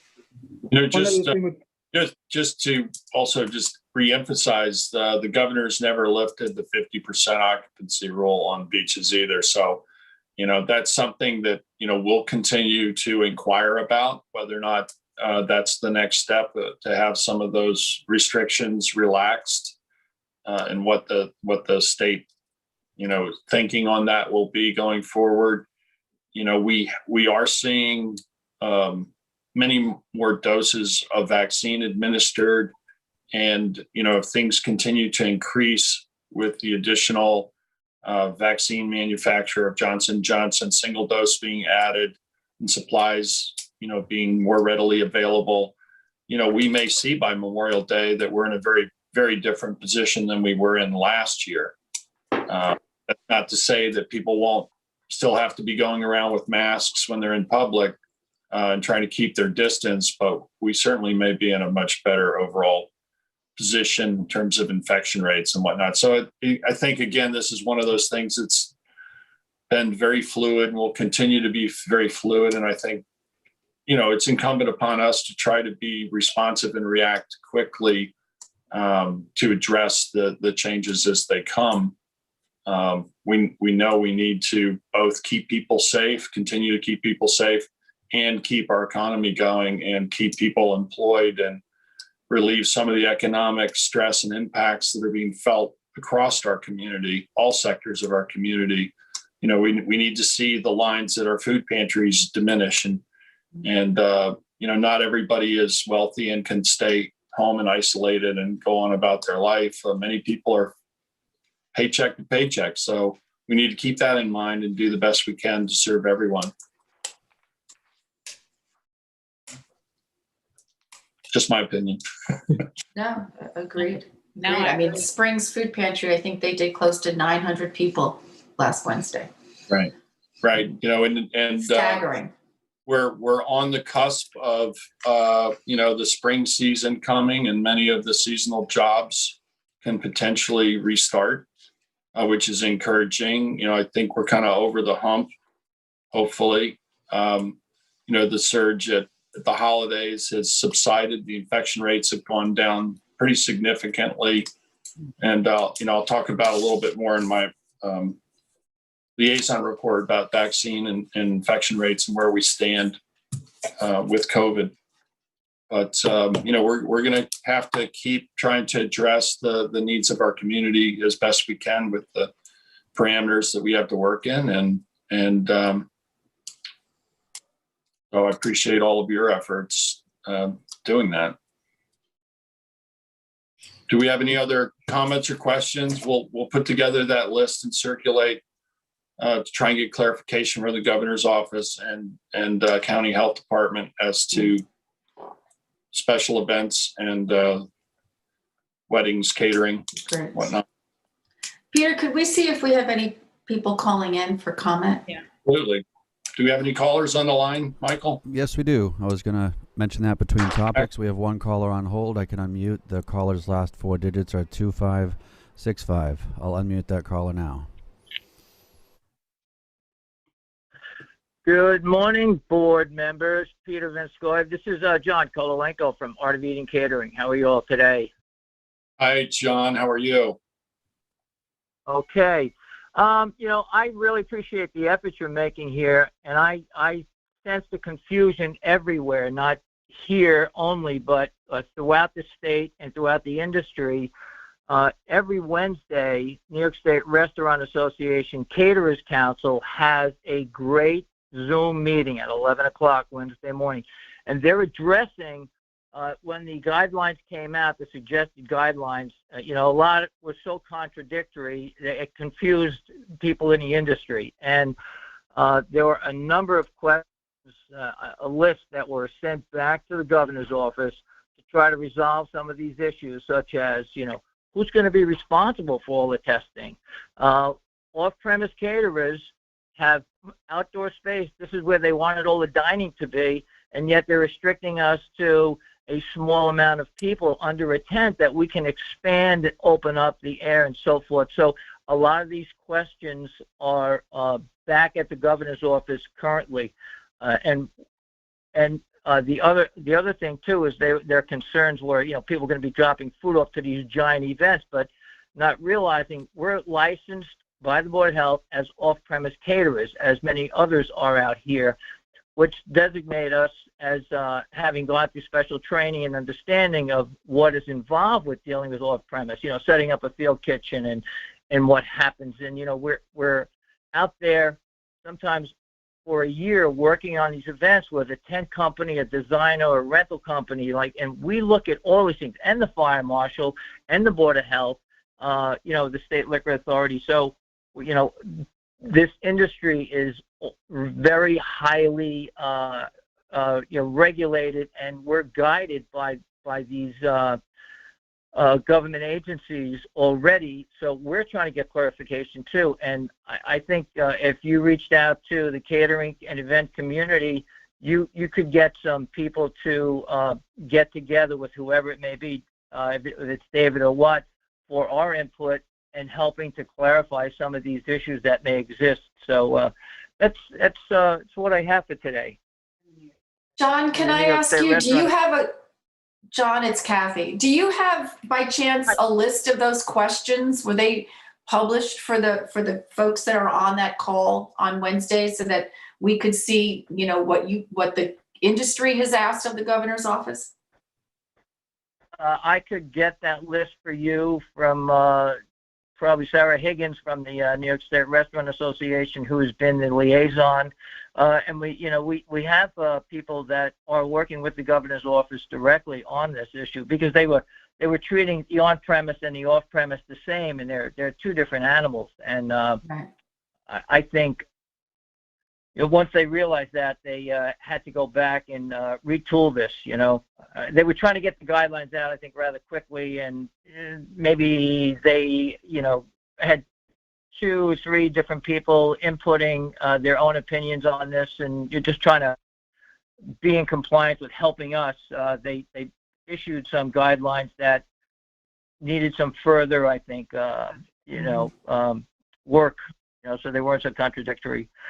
So to answer your question, yes, I probably could have that to you tomorrow sometime. That would be Yeah, awesome. I appreciate it. John, that would be very helpful. And, in that vein, one size doesn't fit all. And it's really difficult, I think, to try and make declarations for an entire state. And, one of the things that we are uniquely poised and able to do is to know our communities and to know the kind of operations that are being done and to better fine tune our response.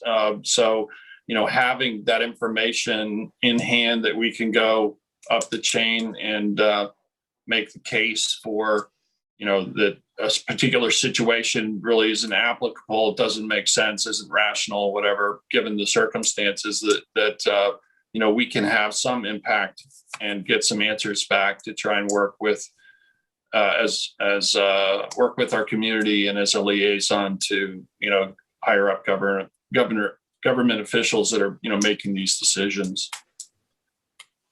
Yeah, and most of the properties out here that these events occur on, whether it is the fundraisers or the weddings, they're big pieces of property. It's not like they're a third of an acre. Or some might be, but you go to these homes, it's 2, 3, 4, 5 acres and more sometimes, and there's lots of room to be very compliant and very safe with the social distancing in place.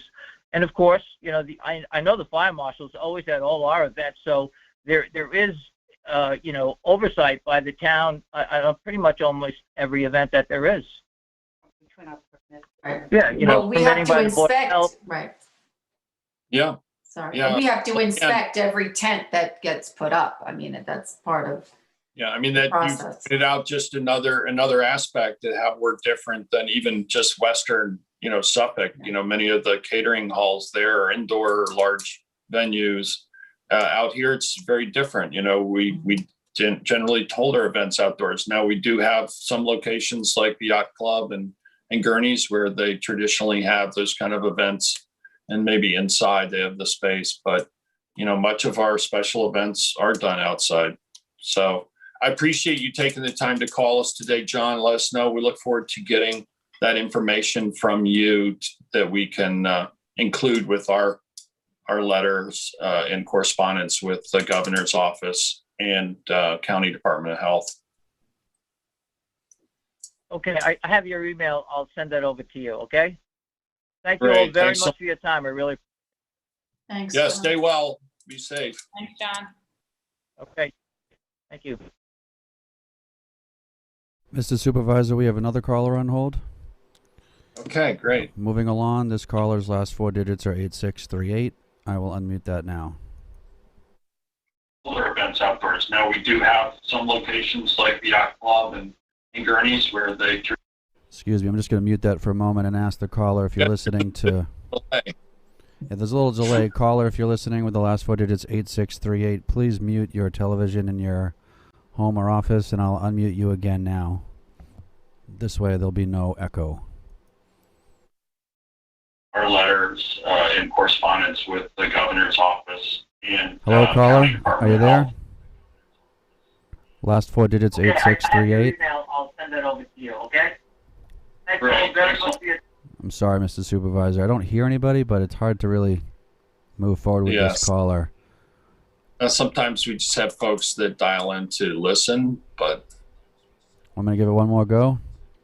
yeah, give it another try. All right. Again, caller, if you're listening, the last 4 digits of your phone are 8638. Please mute your feed of this broadcast in your home or office, as there's an extreme echo when I open your microphone up. I'm unmuting your mic now. Moran. First, guys, I want to say thank you for Hello, caller.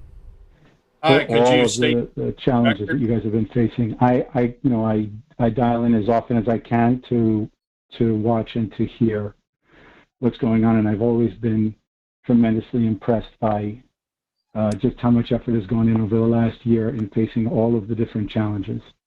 But with the last caller, I was thinking that it might be helpful if I could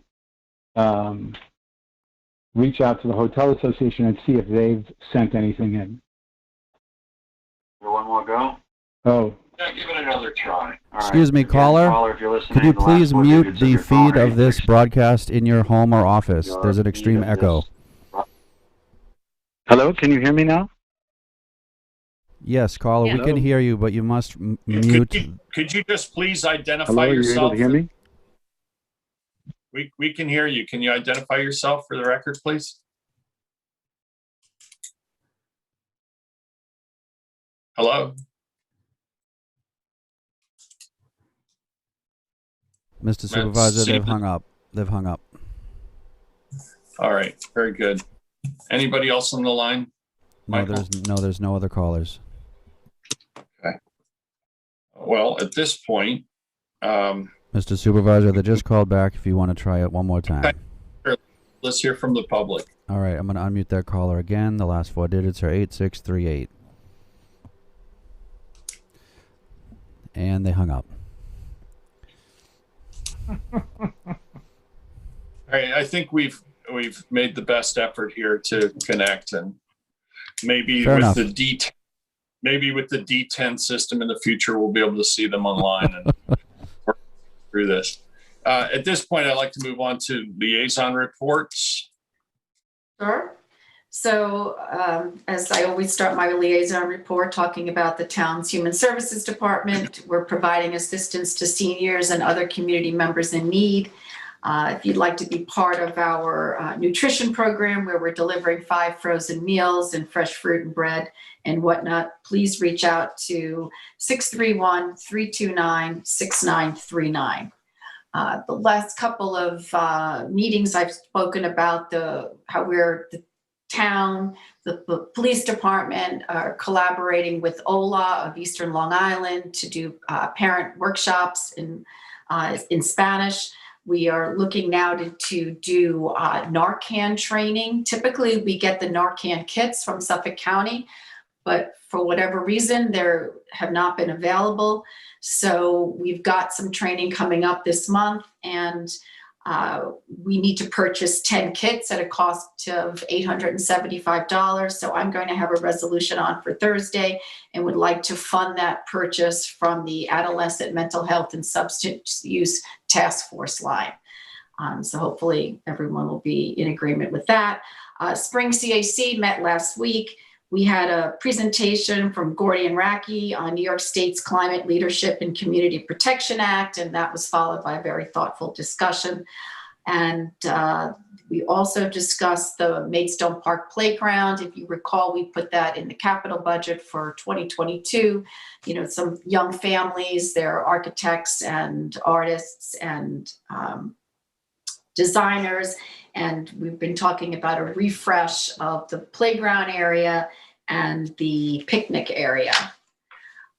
We were also looking to have legislation that would make Parsons Place a one-way. That was something that was requested by the folks in the Heart of Springs, the library, Ashwell Hall, and the church, but we still are having issues with the car line at the spring school, drop off and pick up, and because of kids can't get there early to run around in the playground and on the fields, parents need to drop their kids off just before school starts. So the chief has asked that I hold off until that all gets worked through. YMCA had a meeting, I guess it was last week, with the Board of Managers as you can imagine, it's been a challenging 12 months for the YMCA. David, alluded to it. They're at 33% capacity. You're working out wearing a mask. I mean, they've, all the safety protocols are in place. And in fact, I believe they had their third swim meet this past weekend. But the executive board of the Y of Long Island just wanted me to express their appreciation and thanks to the board for all of their support. There was a surplus in 2019, and we received a check. It's just over $50,000, which will go into the YMCA's reserve account for capital projects. And as you know, we're also in the capital plan as we're looking potentially at replacing the roof at the Y and maybe even adding solar. We've got 2 town programs coming up that we're going to be operating out of the Y. That's the lifeguard conditioning and training, as well as the junior lifeguard, where the kids come to, make sure that they qualify to be able to do the junior lifeguard program. That follows all the COVID guidelines. I had a Zoom meeting yesterday with Johnny Ryan Jr., John Rooney, and Stephen Lee, the new executive director at the Y, to discuss how that program would operate. The Y has a new procedure in place where they request anyone that's using their facilities to fill out a facilities use agreement. So I'm going to have a resolution on for Thursday to approve that. We're still, shortly, John Rooney will be announcing and the dates and times for those 2 programs. We've talked about how we can increase non-tax revenue. And so we revisited the film permit fees, and there'll be a resolution on for Thursday to increase those fees. They were last set in 2017 when we updated the code. Hopefully everyone's had a chance to look at the fees. I sent them around yesterday afternoon. I also forwarded them to Jenny Landy and Holly Lee, who have, production companies in town that, help facilitate filming here in the community. They were very helpful when we updated the code. And the comments back, Jenny supported the increases, and Holly just asked us to reconsider not increasing the parking fees as much. But what I explained to her was that the parking fees for town lots where a permit is required match what the daily parking rate is, which is now $50. So, I don't know if anybody has any questions. We're not on the film fees that were sent around. We're not increasing the application fee. That's staying at $100, but the film permit fee on private property would go from $125 to $150.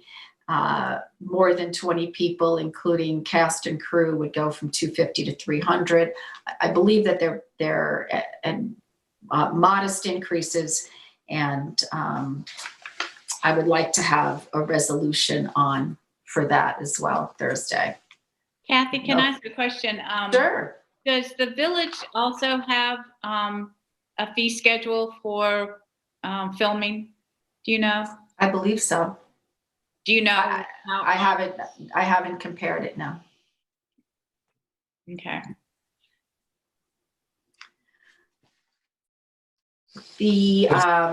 Go ahead, somebody. Go ahead, Kathy. Okay. And then just so you know, we were talking, I was talking to Dave Brown about the fire marshals, what the fee is for the tent. A tent fee right now is $100. It's was established in 2007. We are significantly less than the surrounding municipalities. Most municipalities also have tent fees are based on the size of the tent.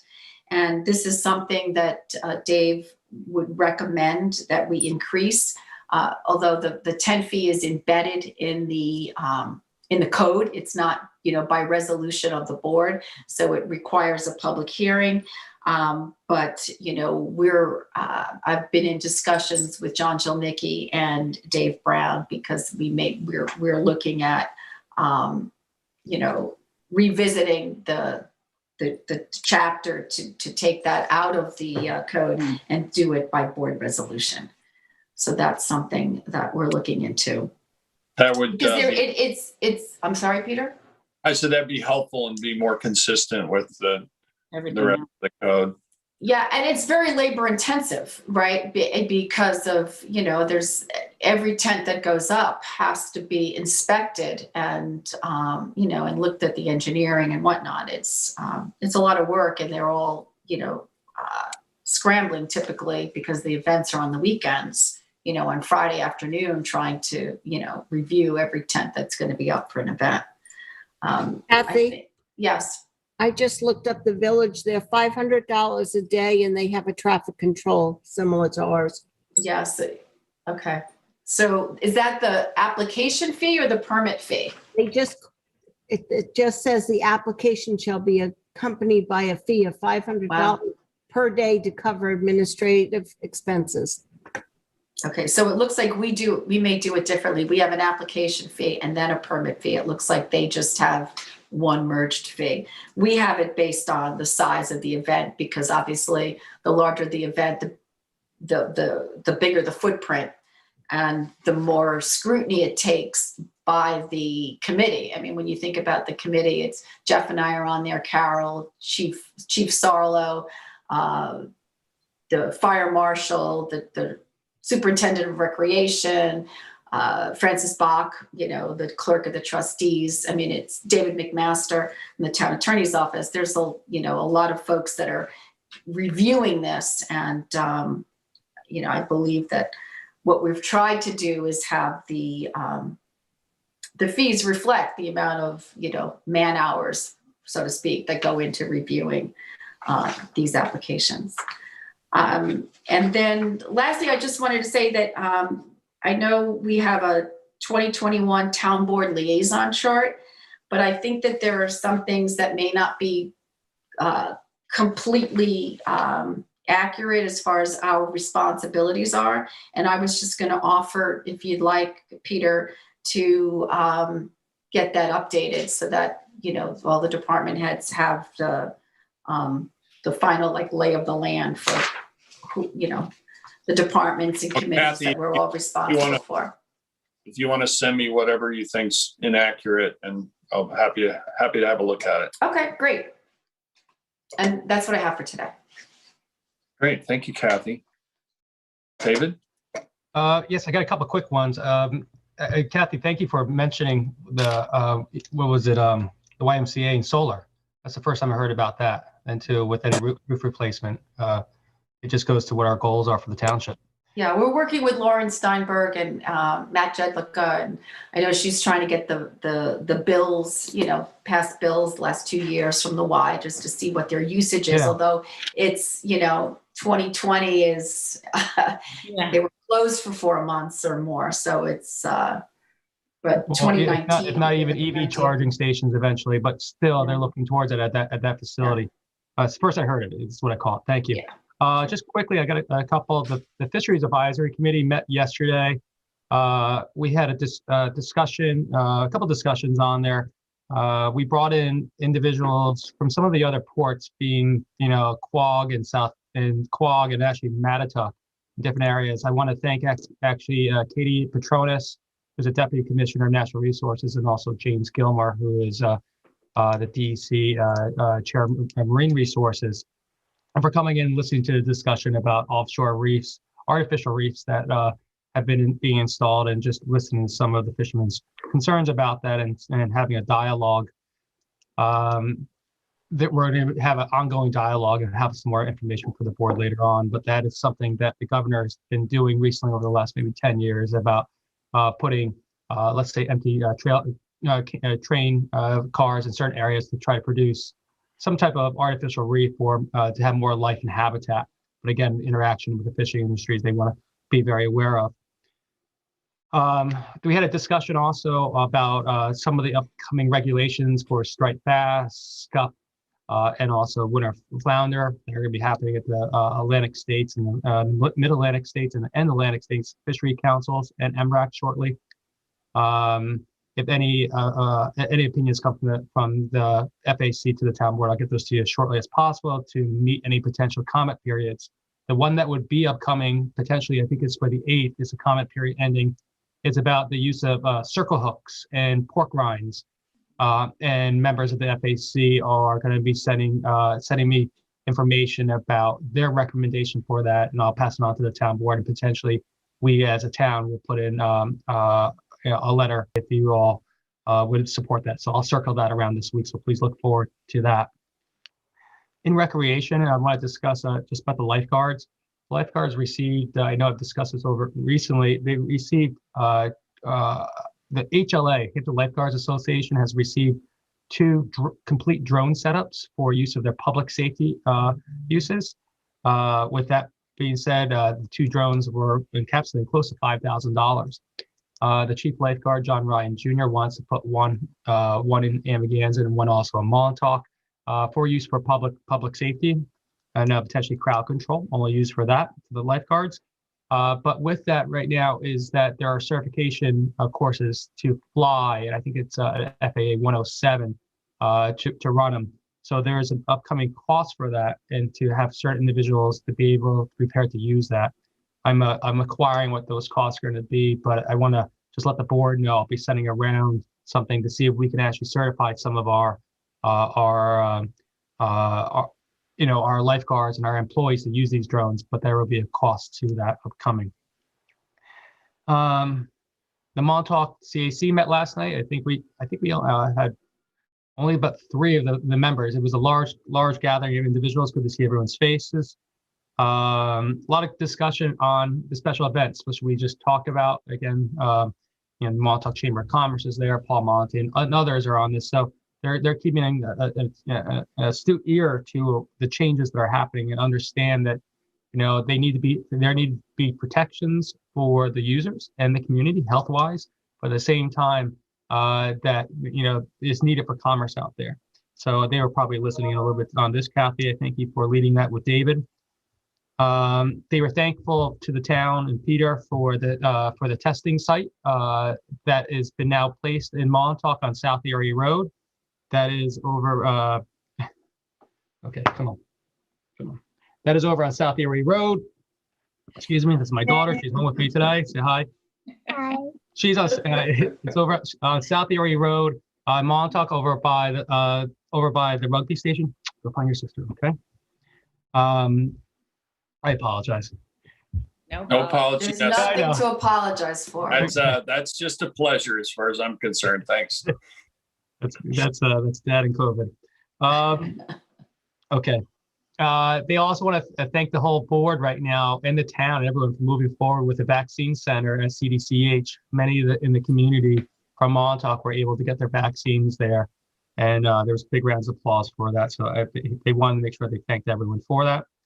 Community news, CCOM, which is the Concerned Citizens of Montauk, has a new chairman, Ed Freudenthal. They want to thank the former chair, David. Sorry, replacing it, Ron. You should. I apologize about that. Yes, they want to thank Ed very much, and also David for stepping up for this role. There was a discussion of the airport subcommittee that they had, and the discussion was about how the airport and FAA grants will affect Montauk Airport. That in Montauk community, there was consensus about that. There was actually wide consensus in the CAC of not closing the East Hampton Airport. That wasn't put for a vote, but that was just the broad discussion there. There was discussion about beach permits. I let everyone know about the beach permits. There was one complaint or concern about co-ops and co-op permits and how they're being used. I'll discuss that with Carol later on, so I just mine that data and get back to that person. But they are all aware of the price increases on there and what the need for that non-taxable revenue was to make sure that we are able to provide the services that our beaches and our custodial staff as needed. They requested to find out if the Hampton Hopper, we would be using that again this summer, or when that decision might be made. I wasn't aware of that. So, and also they also requested to hear about the final mile, and also the commuter train that was unfortunately, stopped during COVID, and they didn't know if those were coming back. And I didn't know if the town had any more information on those two, but specifically the Hampton Hopper was a request on there then too. We discussed in aquaculture. We discussed. I know I sent around to the board about setting up a site in the Montauk for the community aquaculture program out of Montauk, and I brought that up to the CAC, let them know where it was and the size, and there was no concerns on that, and they didn't know if the town board had any other concerns or questions about potentially offering that site for Montauk as I mentioned in the past. Please let me know about that so I can let Barley know and continue moving that program forward. But overall, that's what I have this week, and I hope we have more next week. Thank you, David. Sylvia, do you have a liaison report for us? I do. First, the Arts Council, they have their creative networking night. It's going to be Thursday, March the 4th. It's between 6 and 7:30. So if anyone is interested in being on that Zoom networking night, please go to easthamptonartscouncil.org. It is the East Hampton Arts Council's website, and it will tell you how to get onto that Zoom meeting and that networking night on March the 4th. On Thursday, I'm going to have the climate emergency declaration on for us to vote on. And we had suspended that for a couple of weeks so people could look at it closely. And so now's the time to put that on as the March 4th meeting. The leaf blower legislation is also on for public hearing on March the 4th. I just want to remind folks. Kathy pointed out an error that was on it. I have emailed John Jilnicki. It was correctly stated that the ban of fossil fuel or diesel operated leaf blowers would be May 20th to September 20th. But in the second part of it, it said May 20th to September 30th. So I don't know if that's going to change anything. I did email John and I had not heard back from him. So hopefully that will be okay, because it does state it correctly at the beginning of that piece of legislation. So I don't know, Carol, do you have any comment? I have to go back and look at it, but generally the bottom part of the resolution is what's in the newspaper. That's what was wrong. It was what happened was I had cut and pasted the public hearing notice into my notes from my liaison report at the spring CAC, and that's where I noticed a Scrivener's error. So it was noticed incorrectly. So Carol, what would be the outcome? That John has to give you that answer. Okay, I haven't heard back from him, and and Jameson, is he gone today? Is he not in the office today? He's in a meeting out of the office right now. And he was expected to join the meeting at some point, but he's not finished yet, I guess. Okay. So I'm making a note now. I'll ask him what the status is of that, but I think he should be jumping on at some point. I'm just not sure if he's going to get back before the meeting's over. Okay. The Energy Sustainability Committee also met. Many members were present at the Zoom presentation for BOEM, for the BOEM hearing on the wind farm. They thought the concerns that were brought up and were good concerns that needed to be questions answered. A lot of information about fisheries, concern for fisheries, including different practices in the U.S. versus other countries. They found that those things need to be answered, but that overall it was a fair and balanced approach. Lauren Steinberg is also working with Energy Sustainability on green heating and cooling. And the committee would like to prepare an educational approach like they did with Energize East Hampton initiative to educate property owners on what is available for clean heating and clean cooling. The street lighting came up. Lauren Steinberg again is looking at this, working with Severo. Street lighting in the town is, they want to make sure that we're changing light bulbs to the LED bulbs. We need to update our inventory. Severo did an inventory. It's been about 3 years since we updated that inventory. So we'd like to do that again and make sure that the town is using LEDs where possible. And then the idea of what to do with bulbs that haven't been used yet that we may have, for in storage, more or less, what to do with some of those bulbs. So that's something we'll come back to at some point. We'd also like to reintroduce to the town a balloon ban instead of just the current legislation, which has just a release, no release of balloons. There is a PowerPoint presentation that one of the trustees for the town of East Hampton has done for the Southampton board, and we may try to get that presentation to the town of East Hampton at a later date. The stretch code we've been working on. We'd like to schedule another work session for the stretch code.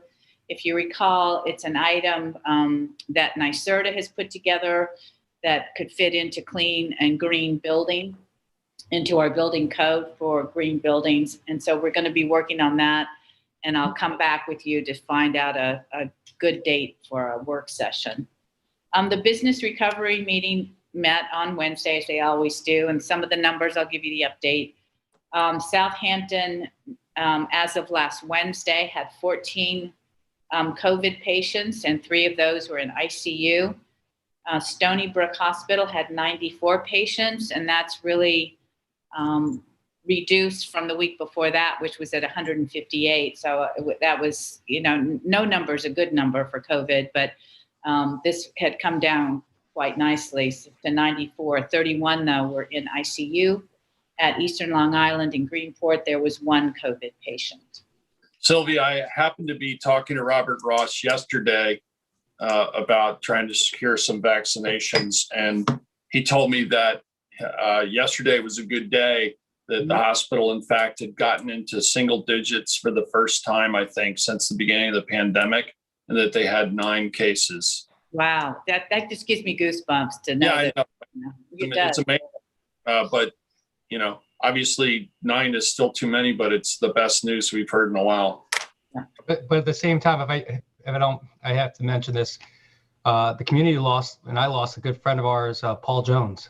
I think he was early 40s just this week then too. So yes, it's very real threat out there to everyone then too. So please be aware of that. Absolutely. And I know he'll be sorely missed. Radiant smile, great guy. And my condolences also to his friends and family. Yeah. Thank you for bringing that up, David. So, back to business recovery. So that on their agenda is they're concerned about catered events, which we talked about today. And we're working with the DOT on sidewalk dining, and hopefully Joanne Pilgrim has been going back and forth. And so we should have something to say positively to the recovery group tomorrow, and we'll be able then to announce it to the rest of the town board.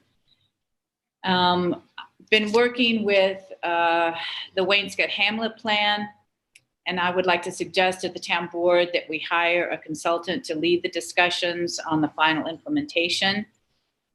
And working with the planning department, there were several things that have come up with planning department that I would like to implement, which would be getting a timeline, categorizing the issues, and then setting them into kind of buckets that we can prioritize how those buckets of concerns are going to be handled. So, I'd like you to consider that and come back.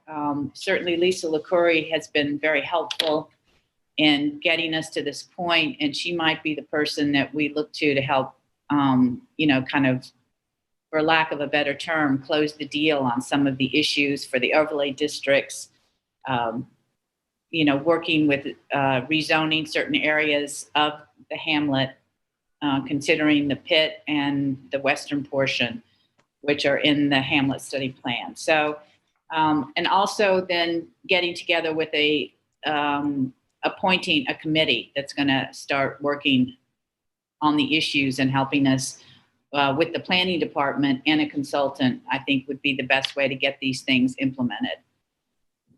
We are working with a memorandum of understanding with the Village of East Hampton. With the Village of East Hampton for an agreement between the village and the town for the Town Office of Housing, which is Director Tom Rule, to administer affordable apartments in the village above commercial buildings.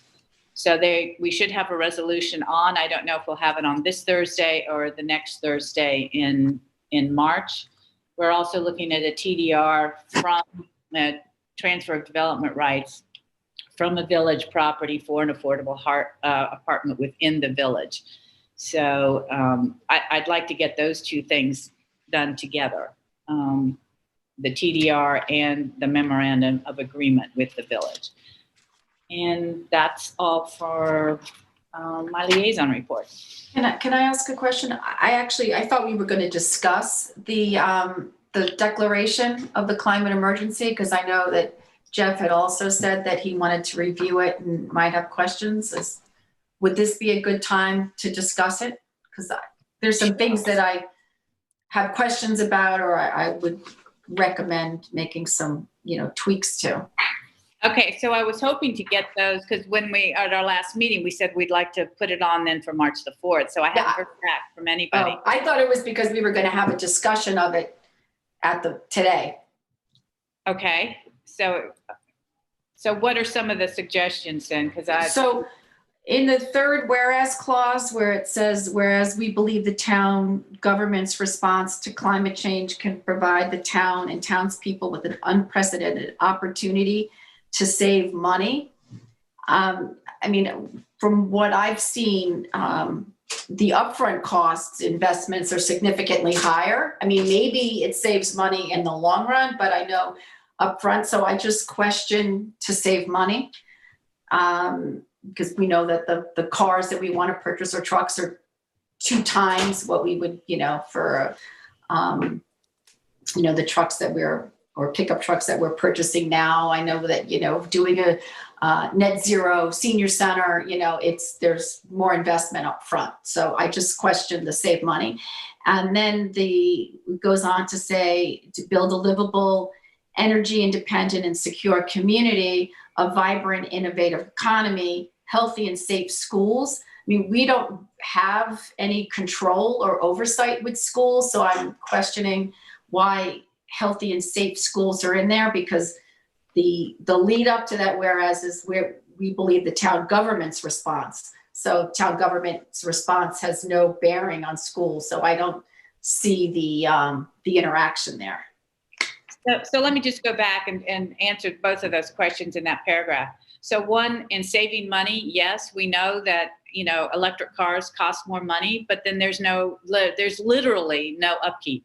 There's no oil change that you have to do. The engines don't need tuning. There's no, the amount of upkeep that's needed is you are going to save money. And the same with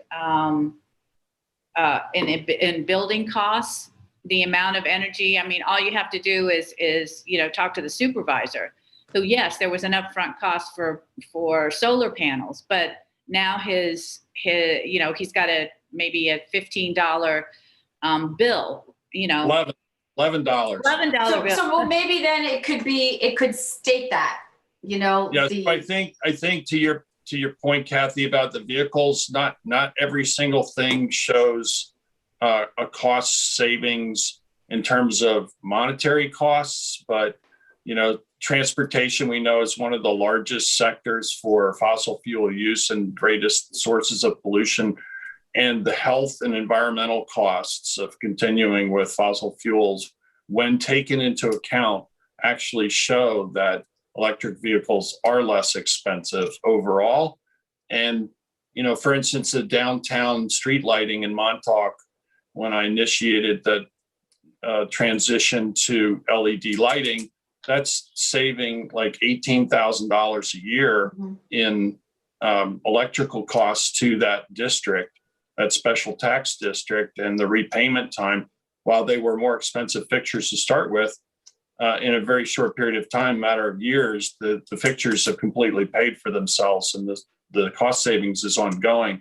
And again, we've saved hundreds of thousands of dollars already with our retrofits on municipal buildings, both with energy saving devices and lighting changes. So, I think to your other point about schools, maybe we should take that out. I understand your point about that. We don't control school districts. They are autonomous. And since we're addressing the town government role, perhaps that we should discuss removing that. Yeah, I'm just asking to save money, just a clarification. You know what I mean?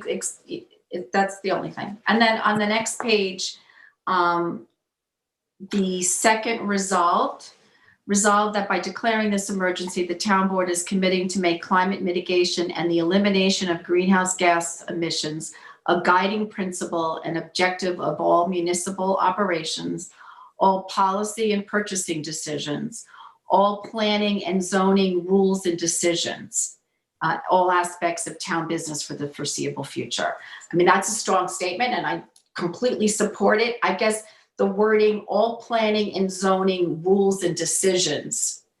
Well, guiding principles is the qualifier there. Yeah, I don't know, but if it's rules and decisions, all planning and zoning policies, or I just, I mean, we would need to do some code changes, I would imagine, for this to come to fruition. So I'm just the language.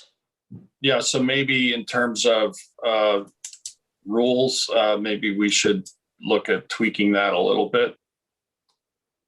Yeah, because rules, rulings, I just felt that it needed to just be, and then. So maybe we can tighten that up just a little bit. Yeah, and then 1, 2, 3, 4.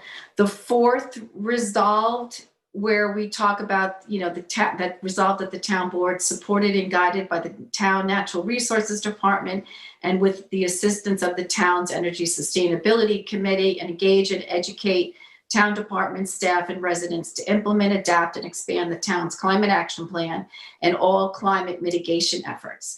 I'm just thinking, after we talk about, guided by the town's natural resources department and with the assistance of the town's energy sustainability committee, and in alignment with the most current scientific findings. I mean, I think I'd like to see science brought in to the resolved clause. And then lastly, it's just, it's minor. It's numbered, the fifth resolved that the town, where it says hire consultants, I would just change hire to engage consultants.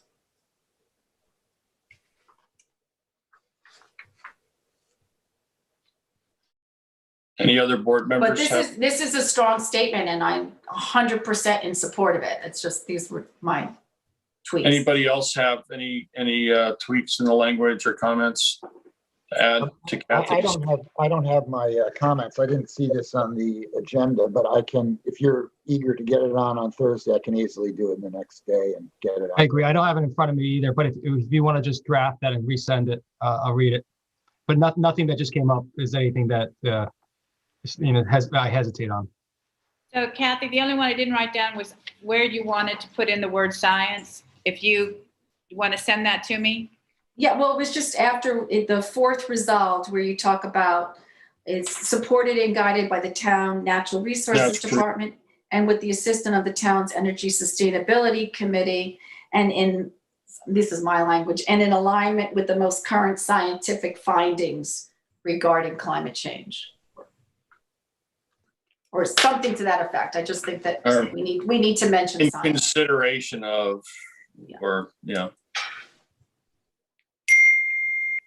I agree that it's a very strong statement and it's a bold position and move to make. And I think it's certainly appropriate and apt, given where we are, that we take a strong lead, and we have, I think, been a leading community to this point with regard to climate change and environmental protection, protecting our natural resources and our waters. So I think this only adds to the record and enhances the effort going forward. And I want to thank you, Sylvia, for the excellent work done with the Energy Sustainability Committee to get us along this path and to continue to help support us in our efforts. So if we could just take another quick look, if everybody could spend a little bit of time with that, maybe later this afternoon, and get their comments back to Sylvia, and we can move forward on this. Yeah. And the fact that the climate action plan is going to be reviewed annually is terrific too. Good. That's a lot of work, but it shows the importance, and where our priorities are. Yes. Yeah, and I think changes come, pretty fast sometimes, and to have an annual update and sort of reaffirmation of where we stand and what the goals are is important. So. Yeah, that was a big conversation whether to leave the word annually in there. And we came down on, yes, it's moving too quickly and changes are happening rather fast. So if you look at our climate action plan now, it is outdated, and it was outdated probably within a year of it being written. So, we need. But it was ahead of its time when it came out, though. You're right. I'll just add that. It was well ahead of its time. Yeah. So anyway, thank you. I appreciate if we could get this done. I think it's worthy of getting done sooner rather than later. Agreed. And do you have anything else for us, Sylvia? That was it. Thank you. Okay, thank you. Jeff, you have a liaison report for us? Yeah, I do. I met recently with the mayor of Sag Harbor and Deputy Supervisor Frank Zapone, and the administrator of the CCA program in Southampton, because there's been some developments in the CCA program. For the folks listening, that's Community Choice Aggregation. It's a program that I think is supported for a number of years and really has a lot of possibilities for us to help us meet our energy goals. And the most recent development involves something called community distribution generation, which is newly set up so that it can actually be effectuated. And what it means is that we could, if you compare it to the solar array that we did, this is the tariff would be paid through the state, not through LIPA PSEG. So it's a little bit more valuable to the community. And if we had taken that, if it had been in effect, we could have not only received a rental from the company operating it, but we could have also gotten a fee for giving them the customers that would be using it. And in addition, this community distributed generation also enables the town to select portions of its population to direct credits on their electric bills. So it's a very good development for small communities, because not only do we get to produce community generated power, but we get to select populations within our town that might need a little help on their electric bills, and we can actually distribute those kinds of discounts. So it's a new development in CCA, and it's an added feature that makes the idea of aggregating our electric demand even more attractive. It comes from the state, so we'll get a better payment from it, and it gives us that kind of flexibility. So we could select out the population that we thought might need it. We could choose people that are paying the STAR exemption, or people that are getting help with their heating bills. So it's a very attractive new feature, and that tariff just came in, so I was happy to learn about that. And by the way, the administrator of the Southampton program, which is Jewel, is currently the only licensed operator in the state that's qualified to use this new program of community distributed generation. So it points out some new features that are very helpful. And also, what I learned is that we don't really have to build the infrastructure in the town of East Hampton to get the benefit of that. That infrastructure can be built anywhere within the aggregated market, which is a pretty good deal for us. So more and more, this community choice aggregation mechanism is seeming to be a way to sort of jumpstart our progress toward our renewable goals. And we don't have to construct any kind of infrastructure in the town to take advantage of it. So I'm hoping that we move forward with that as quickly as we can. I found it, very interesting that the state kind of leapfrogged over Lipopiseg in order to make it financially attractive. And I hope we'll be looking into that as time goes on. The Airport Management Advisory Committee met, and the most interesting thing I thought that happened was Jim Brundage gave his traffic and operations data comparing February 2020 to February 2021. And the interesting thing is that he's comparing a time before COVID to a time after COVID. And the increases are startling. Helicopter operations were up 66%. Jet operations were up 290%. Turbos were up 163%. Piston planes were up 32%. And seaplanes were the only ones that were down 35%. And the total operations increased 61%. So that's a comparison before COVID to during COVID, and the traffic has substantially increased. So I think that's kind of startling. And then operations from 2020 to 2021 February also showed a rise of, total operations showed a rise of 9.5%. So I guess what it means is that COVID isn't going to slow anything down. In fact, it's increasing it. It's just moving it into a different, time slot or monthly time slot. We've seen it before, but this is kind of dramatic, and I thought that was interesting. The committee is working on minimum standards. I think they've finalized some new minimum standards, and we'll be ready to present them to the town board. Jeff, can you send those operation figures around to all of us, please? Yes, I can do that. And where are we with HMMH?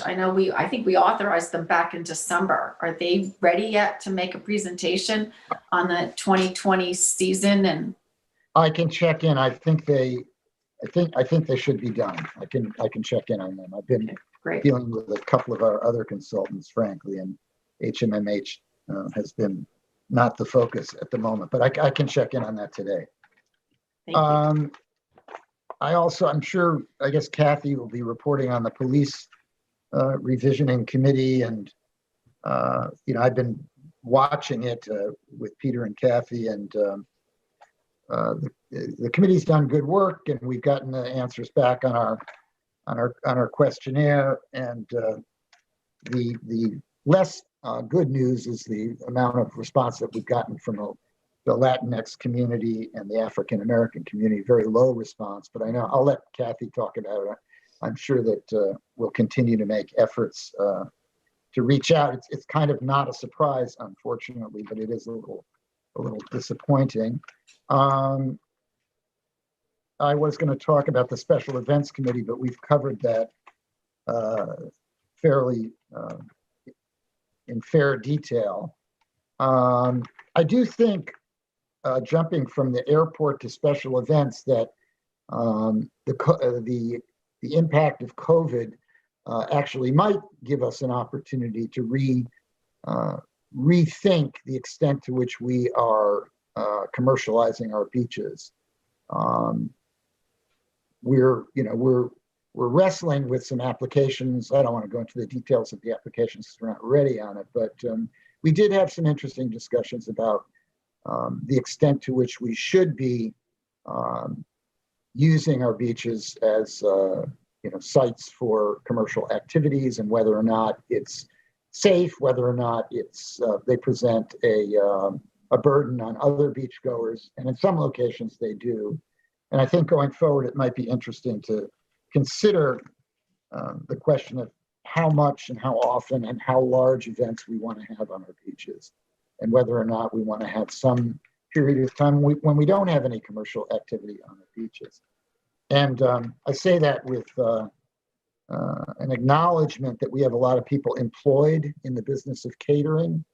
I'm aware of that, and I do think that some of the activity that we have on beaches, like these sort of ever escalating in size catered parties on beaches, could easily be moved to houses in East Hampton rather than the beaches, so that we let the beaches remain a little bit less trafficked and dense with entertainment, and open for other users who want to come on individually in smaller events.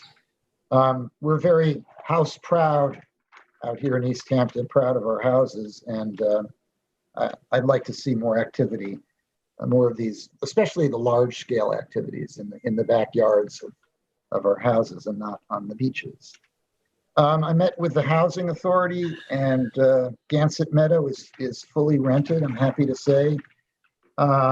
We had some discussions about the possibility of getting a tenants representative on the board. It involves some dealing with the number of board members, and it's something I think that requires a little bit of study, but it was interesting that they brought the issue up.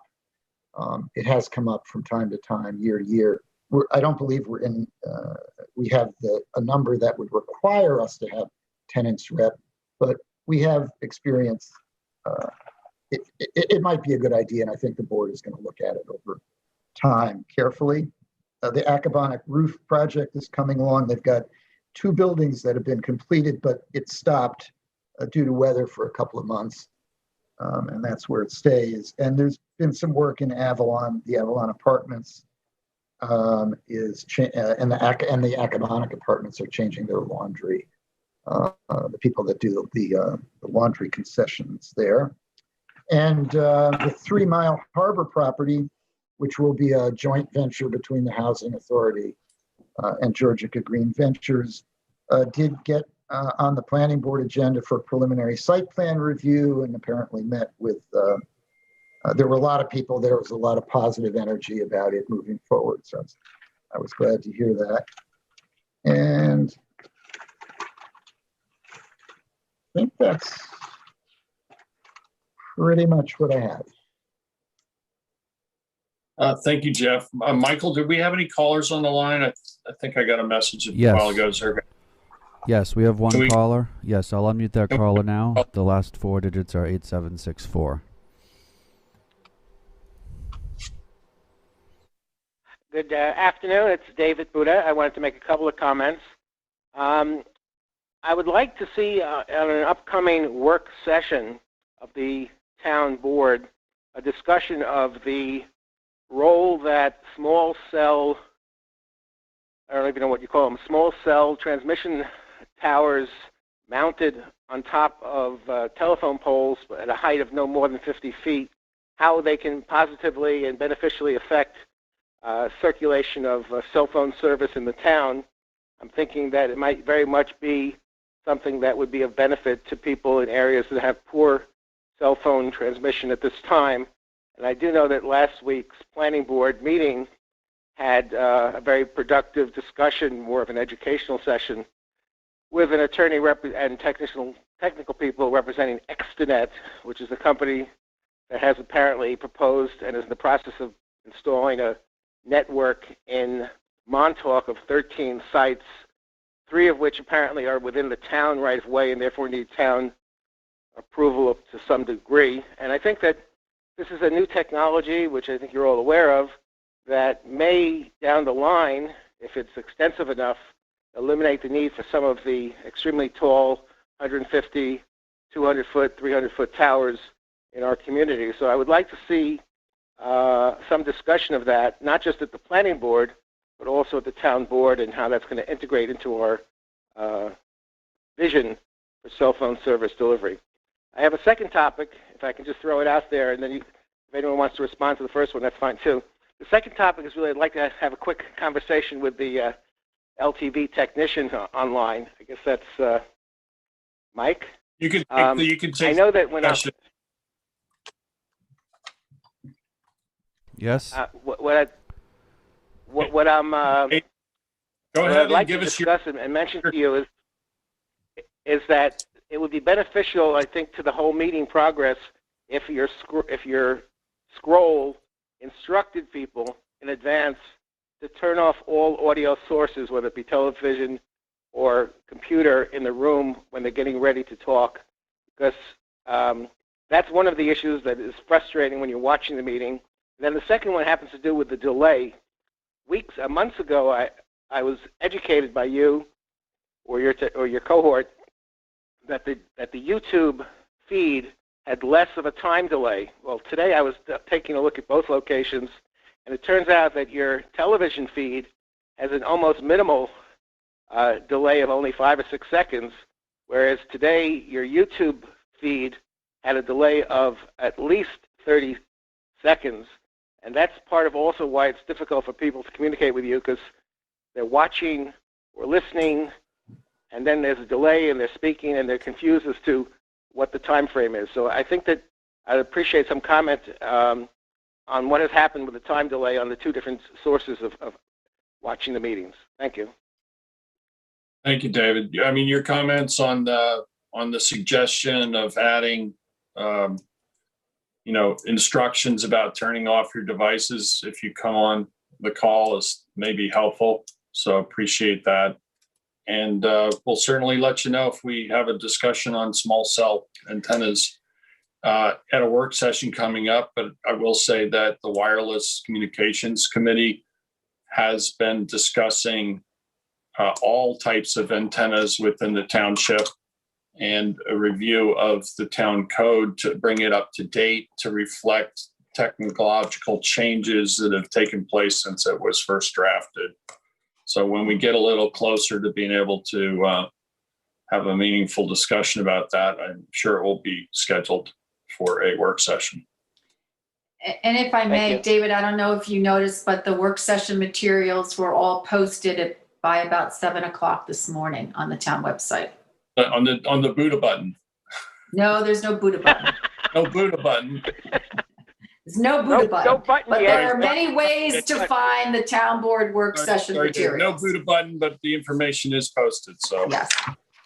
Right. I hope you were but able. I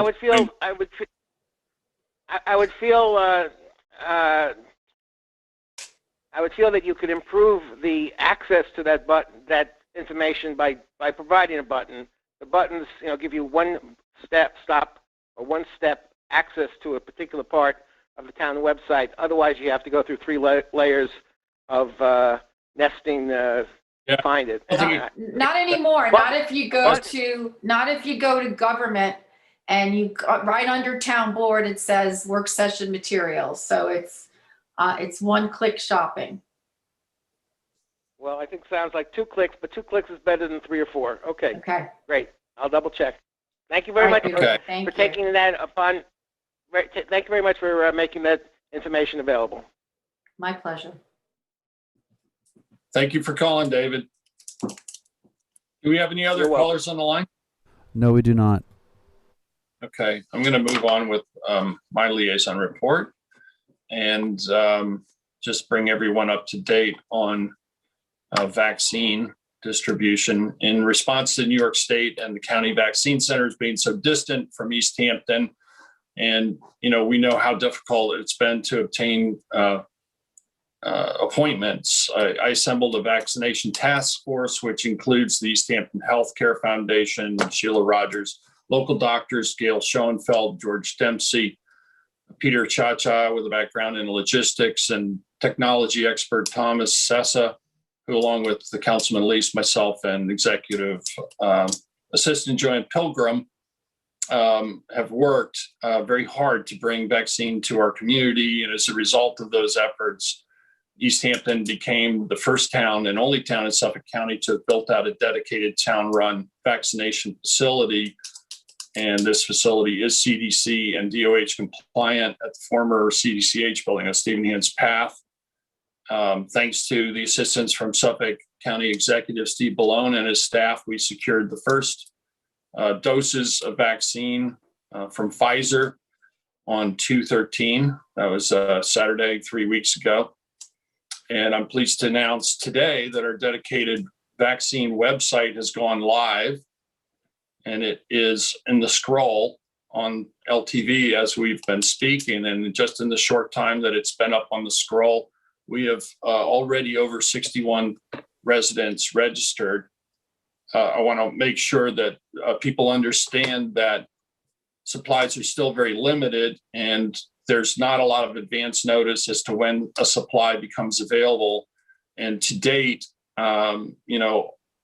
those supplies have been dedicated to specific groups to be vaccinated, and we have no authority or ability to change that. We're certainly grateful for the supplies that we get.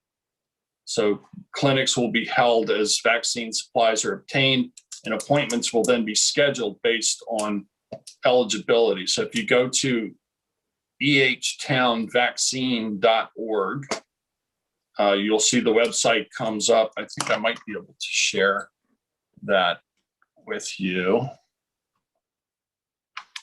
Let's see. And maybe not. I'm working off my iPad today, and it's,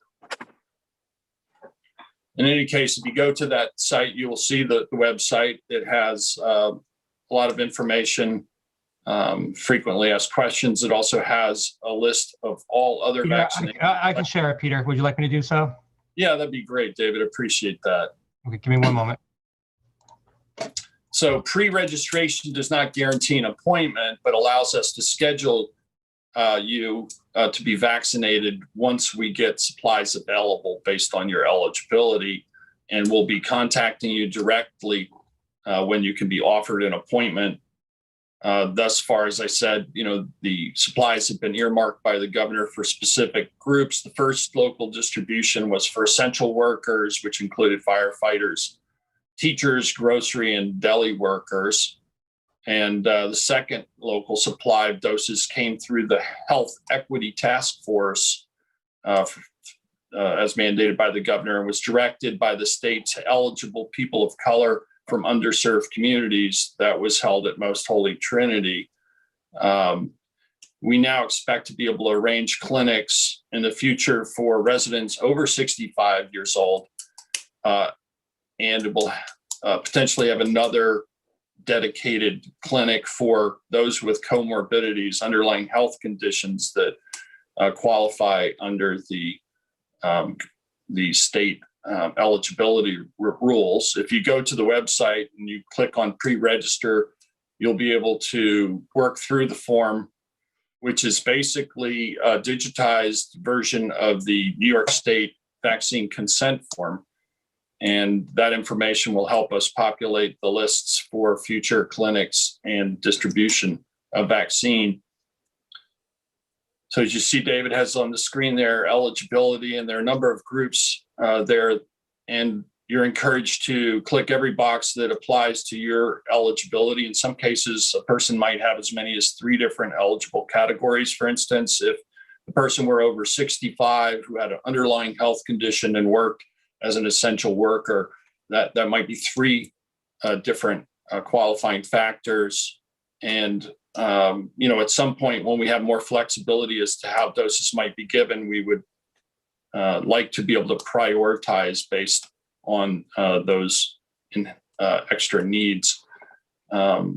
We hope to be able to expand vaccine supply beyond just county allocations by working directly with local pharmacies. One of the major obstacles to distribution of pharmacies by private sector pharmacists and healthcare practitioners has been the many required governmental reporting requirements. The process is time consuming and laborious.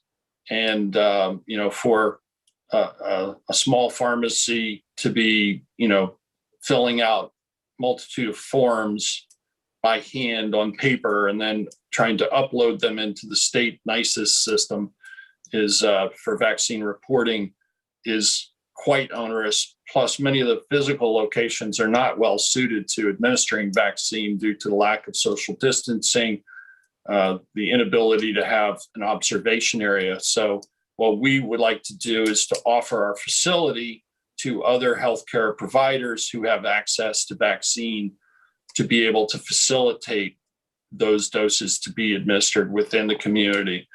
So we have some promising leads on that, and I hope to be able to make a further announcement about that shortly. Through our collaboration with Thomas Sessa, who's a local resident and principal in a medical technology company called Detanami, we've developed a HIPAA-compliant, streamlined means of collecting and uploading all the required governmental reporting requirements. And you'll see a resolution when I'm done with my liaison report, doing a BAA agreement with that organization. The website also contains links to frequently asked questions. There's also, I will note that for those individuals who are without computer access, there is a county access line. You can call 311 and get assistance for gaining an appointment. We are also planning on reaching out within our own community here to seniors. And we ask that if you know an elderly person who doesn't have internet access, friend or neighbor, loved one, that you can go on the site and help them get registered. We certainly want to reach this community particularly. Many of our seniors have been shut in for a year or more. Many of them have underlying conditions, and we want to make sure that we prioritize them as much as we can. That's pretty much all I have to say about the vaccination situation at this point. We do have again updates on where we stand in terms of COVID infection rate. And I'm just trying to pull that up. Most recent one I have is for 226, I believe, and that is 3.8% positive. So we're moving in the right direction in terms of positivity rates.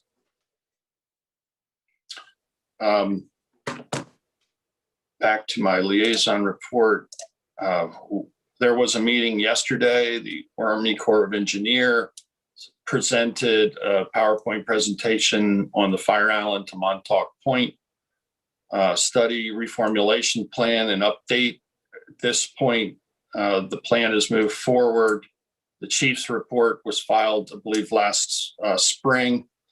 They are looking for municipalities to enter into local project partnership agreements, which would partner between the state and local governments to provide the local cost share, provide all necessary real estate easements or acquisitions, and to build and maintain the project, and indemnify the state and federal governments, operate and maintenance plans, and making sure to maintain public access. The ACOE, the Army Corps of Engineers, has promised for years that Montauk would be a top priority and first when the projects got leaded and were out for contract. This plan only revealed yesterday, shows East Hampton as being in contract period number 3. This is extremely disappointing, and given the fact that we agreed to an emergency stabilization project many years ago now, with the promise that FIMP would be close on the heels. It hasn't been close on the heels. The cost estimates have grossly exceeded those presented when we agreed to the emergency stabilization project. And we have annual costs of replenishment between the county share and the town's share of averaging over $1 million every year. To push this off for at least 3 more seasons is unconscionable, especially given the promises to date. I intend to immediately reach out to Senators Schumer and Gillibrand's offices, as well as Congressional Representative Zeldin and County Exec Steve Ballone. This is really unbelievable that they would even come up with such a plan. In addition, there's some interesting language about what the upfront costs that might be repayable, that the town might be required to put money up front to be reimbursed later.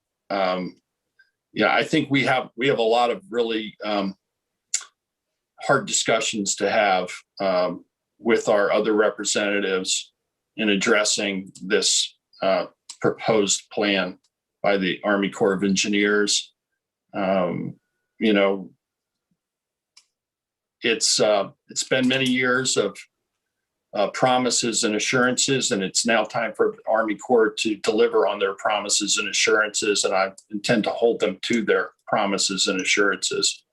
So I just wanted to bring you up to date on that. Very disappointing presentation yesterday, and we will be following up.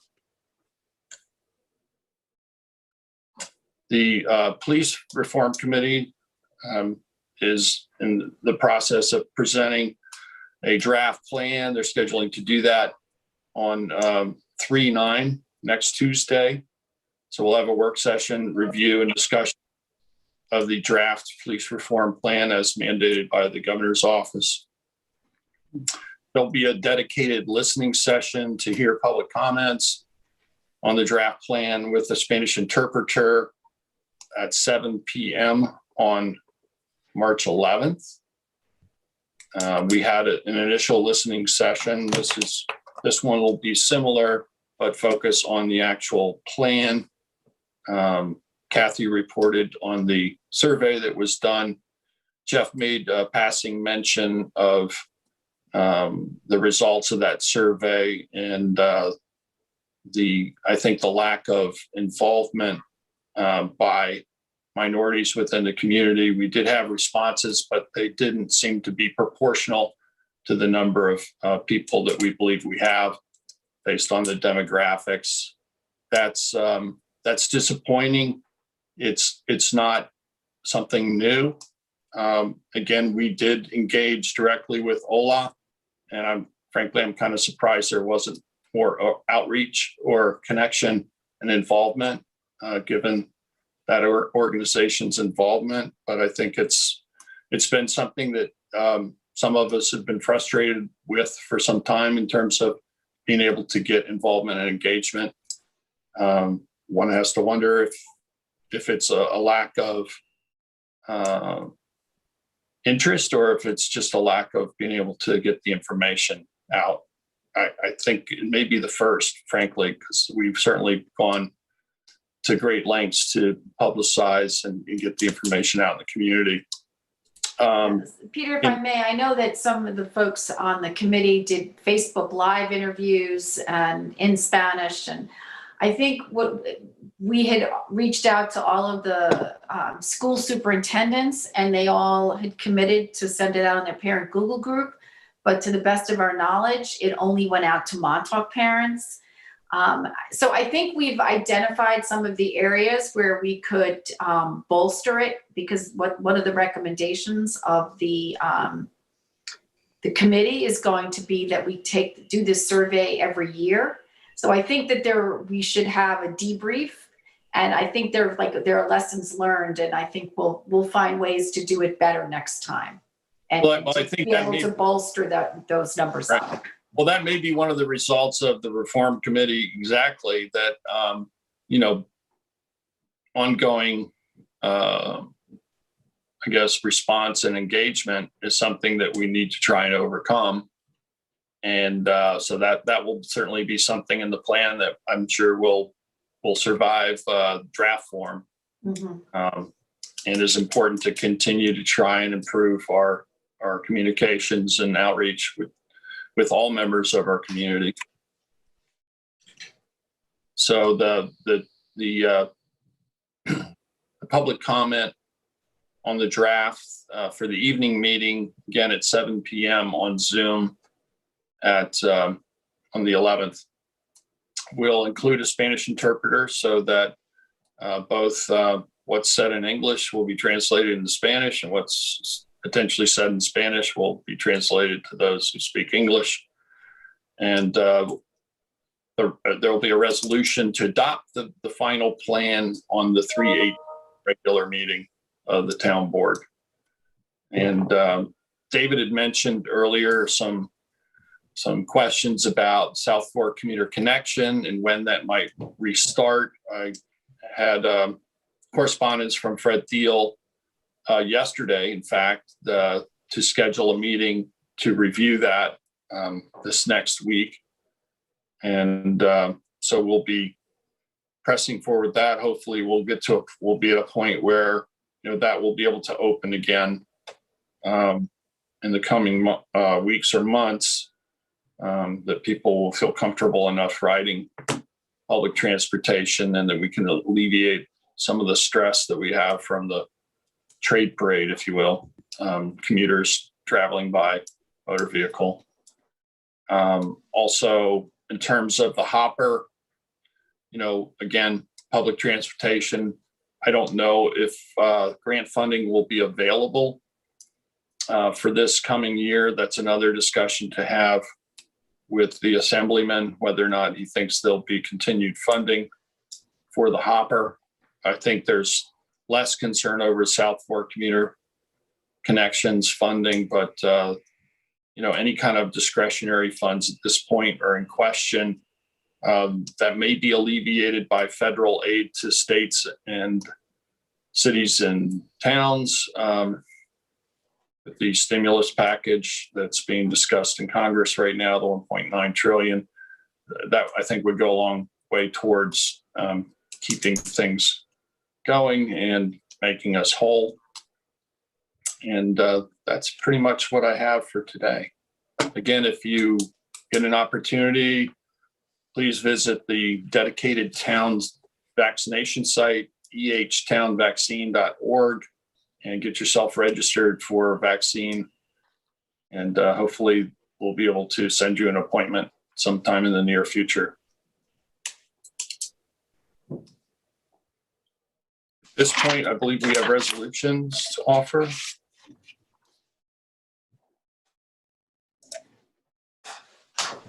David, do you have a resolution? Yeah, I'm just trying to get to that email. So many have just come in, actually. Apologize. That's quite all right. I know about the inbox issue. All right, and let me just pull it up.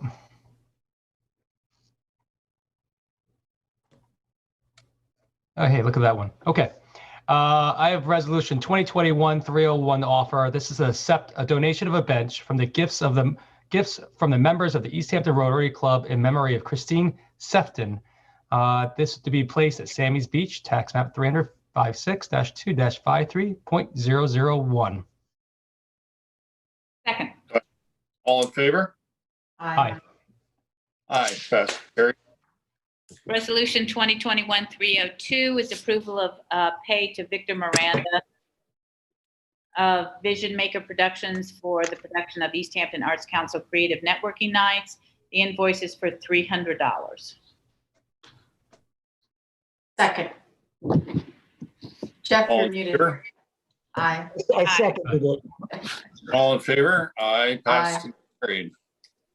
Resolution 2021-303 is a budget modification in the Justice Court. It's moving money from travel, conferences, and dues in the amount of $1,700 to the budget line for telephone. Second. All in favor? Aye. Aye. Aye, passed, carried. Resolution 2021-304 is to authorize payment to Safe Harbor Title Agency, LTD, for the East Hampton Unified School District, and that is in the amount of $595. Second. All in favor? Aye. Aye, passed and carried. 305 is authorized HIPAA Business Associate Agreement with Data Group LLC. And this is resolved, town board hereby authorized supervisor to enter into an agreement subject to the approval of town attorney with Data Group LLC to provide necessary patient health information management services in a manner compliant with HIPAA and regulations promulgated under the town of East Hampton. This relates to the town's new website for registration. Second. All in favor? Aye. Aye, passed and carried. 306 is budget modification for civil defense, and this is moving $9,500 from other contingent to outside professional in the amount of $9,500. Second. And that's for the sand survey. I should have said Montauk sand survey. We need to make sure that we know how much sand to replenish the beach this year. And we have a second. All in favor? Aye. Aye, passed and carried. 307 is a budget modification again for civil defense, moving other contingent in the amount of $2,538.58 to civil defense line in the same amount. Second. All in favor? Aye. Passed and carried. We have issues to discuss in executive session. I move to enter into exec session to discuss our litigation strategy in the case of Town of East Hampton versus Ocean View Terrace Hotel, to discuss the hiring of personnel to fill a vacancy in code enforcement, to discuss personnel matters in the planning department, to discuss personnel matters relating to the evaluation of department heads, and to seek advice of counsel. Second. All in favor? Aye. Do we have anything to discuss about land acquisition also? Discuss matters of, I sent an email to Scott Wilson and he said he didn't have anything unless. It's from March 9th. His email said for March 9th. Yeah. Right. He said unless you all had any specific questions for him, he was planning on the 9th. I apologize. Thank you. Airport contracts was a topic. Yeah, Airport contracts. it's on there. Okay. All right. Yeah, that was under the advice of counsel. Okay, I thought it might be. Okay. That's fine.